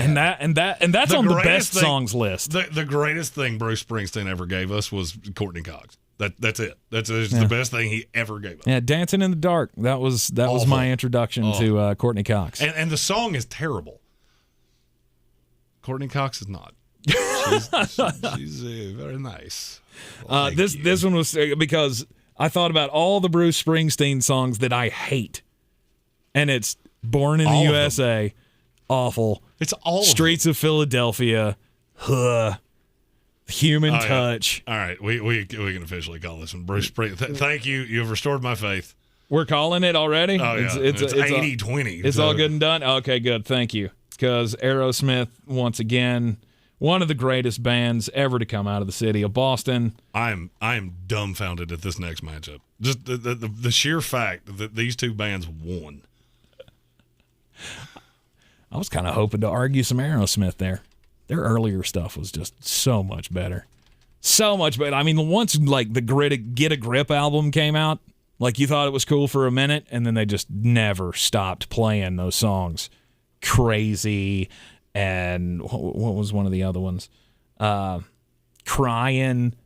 Ugh. Give me Mama Ken every day of the week. Crying at least had Alicia Silverstone in the video. Yes, it did. Yes, it did. Wah, wah, woo. All right, this is the one. This is the matchup that I did not see coming. No, because they beat Pink. How in the world did Pink Floyd lose to Weezer? Because Pink Floyd's great. Great. Just because you don't do recreational drugs, you got to give the rest of us a chance to get our bands in there. You're using crap in a weird way. Hey, you. It's a great song. You. Great song. I wish you were here. Fantastic. Oh, God, even Arnold Lane was a good song. The classic Clay Bowl is next. The classic Clay Bowl. Yeah. Oh, this is. Oh, yeah. Yeah. He's super mad. Yeah, Imagine Dragons. He's gonna be super mad. Imagine Dragons. That was. Whoa! Yeah. That was always pretty predictable. Yep. Imagine Dragons 92% or 91 to 9. Yikes! So one of you voted for Weezer. Good job. Brian Haynes said the best thing Aerosmith ever did was Alicia Silverstone. I would argue the best thing Aerosmith ever did was Liv Tyler, but that's because Steven Tyler did somebody else. And yeah, we got Liv Tyler. Yeah, love Liv Tyler. Best album they ever did, Honkin' on Bobo. All right, he's like, what? Those words? I'm not actually listening. I know you're not. You never listen to me. Well, I'm trying to do two things at one time. Imagine Dragons wins in a landslide. They will move on in the most overrated bands bracket. Wow, I am. It's the classic Clay Bowl. I mean, is that because they're that overrated, or is that just because they get that much airplay? They get that much airplay. Yeah. And Weezer, I'm still dumbfounded that Weezer beat Pink Floyd. I thought that was a walk. Yeah, I am too. All right, most overrated bands. The Rolling Stones. I feel like Clay's going to be pissed no matter which way this goes. Or Rush. I mean, to me, it's a dead heat. To me, it's easy. It's a cakewalk. Oh, it's Rush, and it ain't even close. It's the Rolling Stones, and it's not Stop even close. that. Are you a Rush fan? Really? Hell no. Really? Hell no. Just the Rolling Stones are terrible. They're not terrible. They're terrible. Why? Brian Haynes said this one is not fair. We didn't do it. It was just voted this way. What do you mean it's not fair? This was supposed to be the Rolling Stones and Stevie.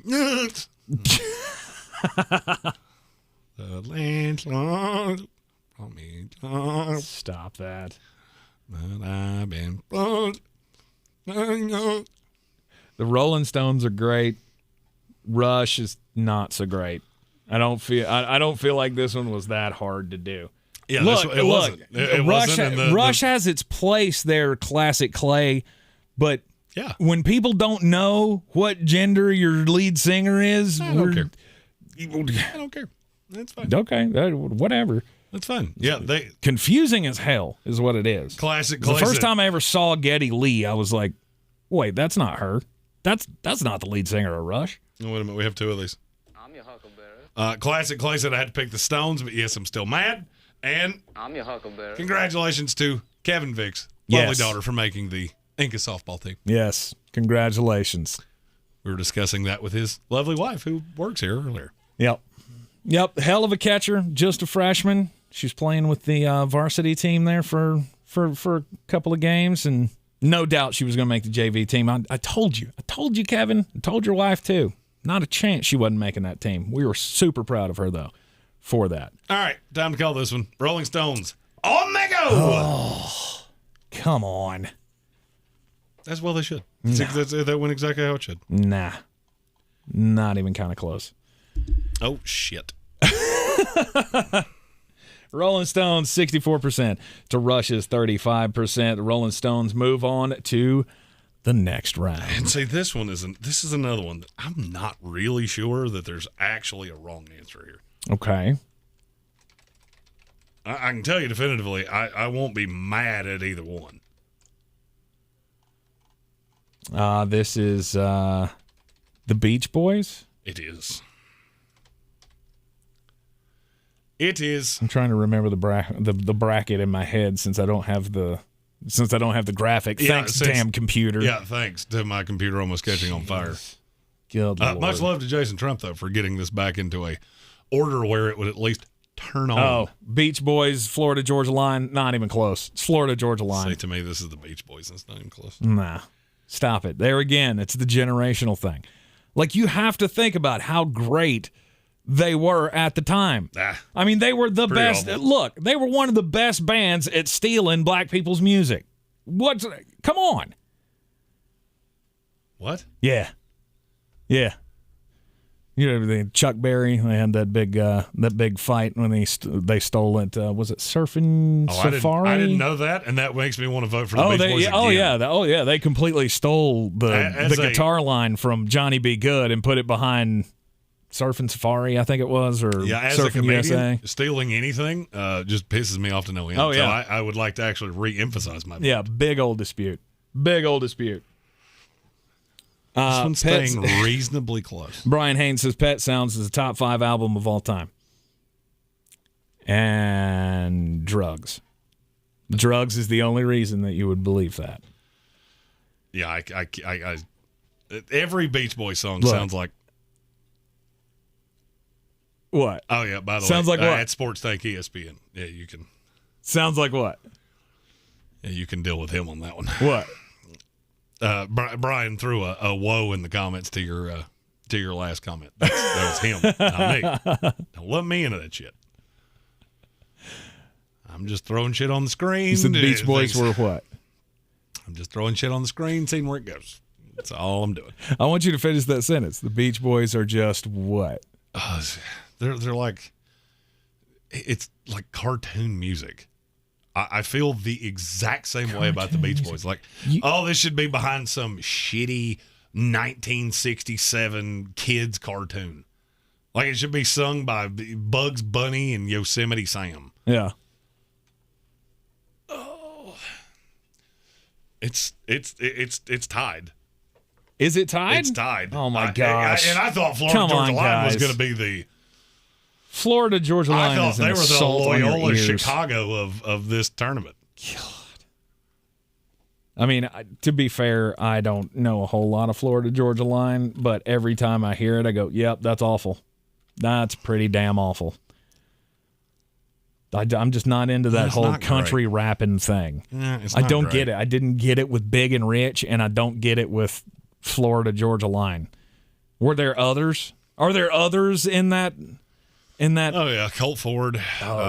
Kane Brown. To me, I think I dislike Florida Georgia Line less because of Kane Brown, because I hate everything he's ever done. He could sing the Powerball numbers, and it would still piss me off. Yeah. Classic Clay. Brian Wilson was an absolute mastermind in the studio. Yeah, but he went too far. Like when you start getting all didgeridoos and stuff, you get 18 levels of sound and all of that. It's just too much. In Walk Hard, that was the greatest. That was the greatest scene. Well, it was the greatest scene in the movie. It was a great spoof. All right, I'm calling it officially Florida Georgia Line. All right, thank you. Close that voting out before it goes the wrong way. It was close though. It's closer than I thought it would be. Nah, I didn't, because I mean, guys are we're all pretty much in the same age bracket here, and the Beach Boys fall into that same thing with the Beatles. Oh, it's too old. Okay, it's brilliant for its time, and you know it to be true. No. You can't deny it. They're one of the greatest selling acts of all time in that era. Well, people are stupid. This is the final one that you can vote wrong on this, and it will legitimately. I'm already pissed that Creed's in. Yeah, Creed should have been bounced. Fish or Pearl Jam. Remember, it's more overrated. This should be the end of the road for Pearl Jam. No. Pearl Jam's not even good. Look, if Creed's overrated, Pearl Jam is not. Just flat out. I feel like too many people are using this for, I don't like them. Yep. I don't like them. And so no, it's not, do you like it? It's, is that music overrated? Correct. That's what it's supposed to be. I'm going to say this. Fish, not rated enough to be overrated. Oh, yeah, 100%. 100% rated enough. Nah. 100% rated enough. Brian said this is the Brian Haynes Bowl. Zero songs. It's okay. The Jeremy Greene Bowl was in the first bracket, and somehow I lost. Fucking Creed. Yeah. Creed's not overrated. They're misunderstood. They're not misunderstood. They were the voices of a generation. We all understood the music, and then we all went, yep, that's enough of that. They were the voices of a generation. You meant year. Generations of what? 1999. Houseflies? They were the voices of. They were the voices of 1999. Exactly. Yep. I believe we can call this. Oh wait! As I said that, we had a movement. Nah, it's over. It's not enough of one. It's over. It's Fish. Fish moving on over Pearl Jam. Yep. Look, the Fish. It is what it is. And now this one should be interesting. Okay. We have one more. Mm-hmm. Last one to decide the Sweet 16 of the overrated bands bracket. And I will be putting out legitimate graphics for the next one, so we will not be doing this way next time. Mm-hmm. I like to call this one the Eddie Fox Bowl. Boop. The Eddie Fox Bowl. Oh, this has got to be... What's that other country band that we had in this? The fact you don't know who they are. I forgot the name, and it's not popping up on my screen. Rascal Flatts. That was the one. Yeah. I see, and to me, Rascal Flatts is going to end up being the sleeper cell in this tournament. Mm-hmm. Because they are seriously hated. As Florida Georgia Line should have been. They are. But see, to me, there should be one of them in the Sweet 16. To me, it's Coldplay. Coldplay is, good Lord, they are awful. No, it's the perfect Bush rock band. Coldplay gets the advance here solely because of the song that Chris Martin used the word progress and it. Oh, progress? Yeah, awful, fucking terrible. If you have to He's change English though, if you have to change the phonetic spelling of a word to put it in your song, you suck at life. Oh, I hate that song so much. I hear that come on, and just immediately I could chew razor blades. Which is weird because I have the exact opposite reaction of when that song comes on for me, because that was the first song that was playing on the overhead speaker in the operating room when my children were delivered. And now I can't hear that song without crying and remembering that moment. And you, on the other hand, hate it. I hate it with a passion. What's that, press box? What you do? Looking for equipment. He's like, press box is. He's like in here trying to find chords and stuff. Yeah, press box is trying to find things, trying to figure out where the camera is. it's right there. It's right there in front of your head. Yeah, it's right there where you are, like literally directly where you are. And I was wondering when you do your promos, or is it good in Canadian money? Oh, he's got Canadian money. He's got David Smith money. Nice. Where'd you? Hold that up for him. He has David. Why are you carrying around currency that doesn't work in the country you're in? They told me it would take it. They told me it would take it. I'll put it in a dream machine or something.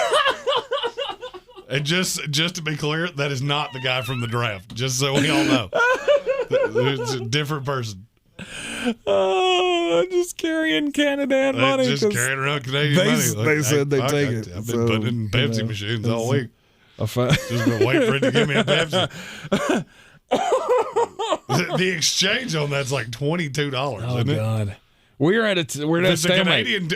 If it's a Canadian $20 bill, it'd have to be like $22 US, wouldn't it? Yeah. So press box that you're putting in fucking Coke machines. Like, I will pay $22 US for a Coke. It's $19.95, sir. Can I have $3 back? Are we going to have to put this one on the? I knew we would have one of them. Or at least I thought we would have one of these. I feel like somebody is sitting there just waiting to smash that Rascal Flatts button so we can move on. I was looking to make sure I've done it twice, but.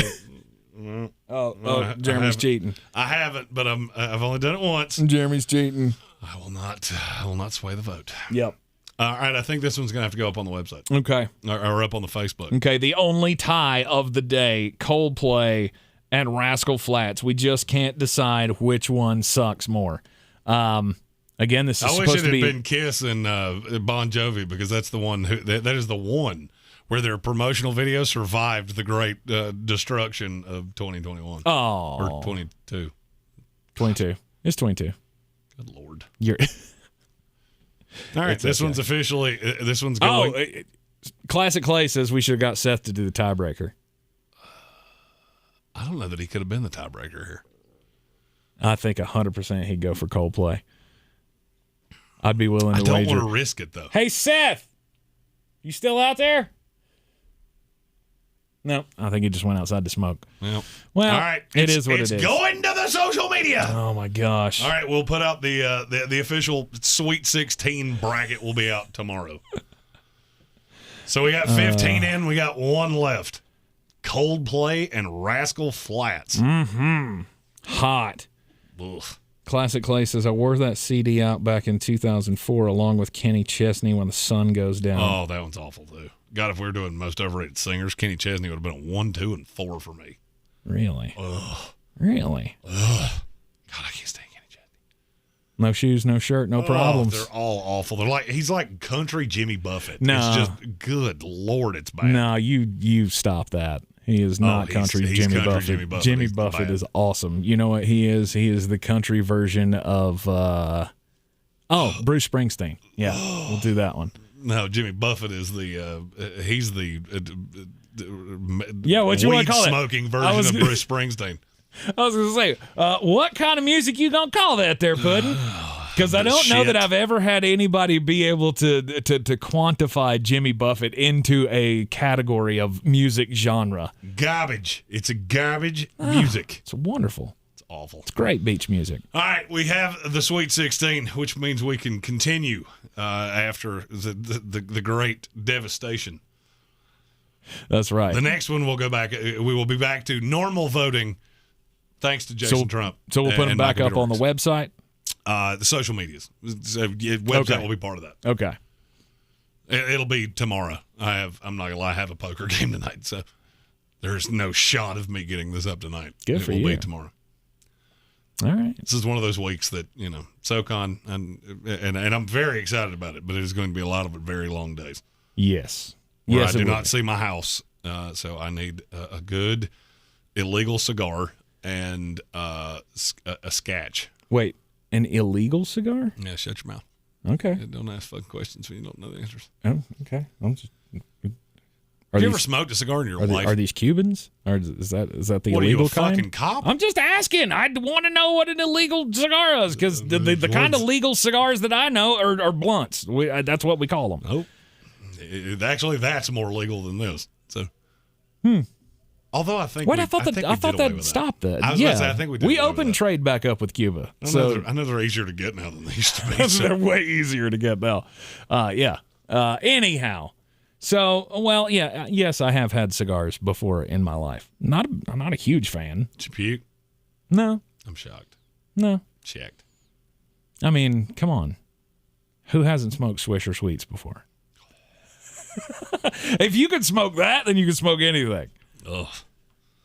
Because that is like pain. Oh, yeah, they're sweet. Pain without love. I don't want anything nicotine related that is sweet. Black and Milds, all those that you could buy at the store were just god awful. Oh, Black and Milds are awful. Right.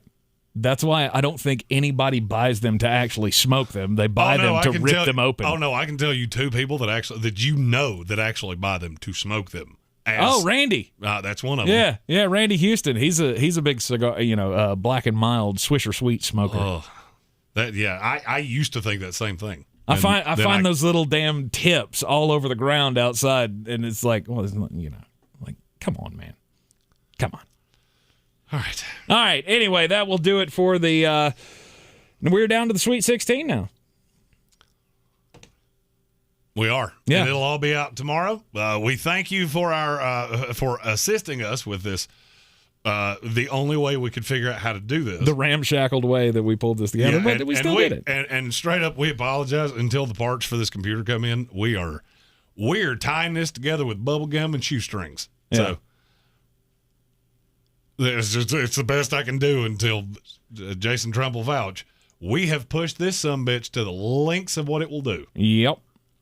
Yes, we have, but relief is coming thanks to our new IT guy. Yep, in very short order, and then we'll be able to do really cool shit. That's right. The official IT guy of the Sportsocracy, Mr. Jason Trump. Thank you for all of your help.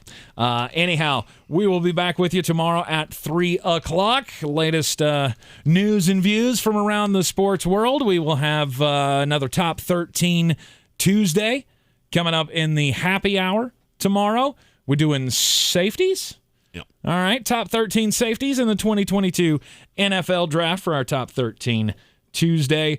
We will see you next time. I'm Tank Spencer. He's Jeremy Greene, always in the Ingles Studio.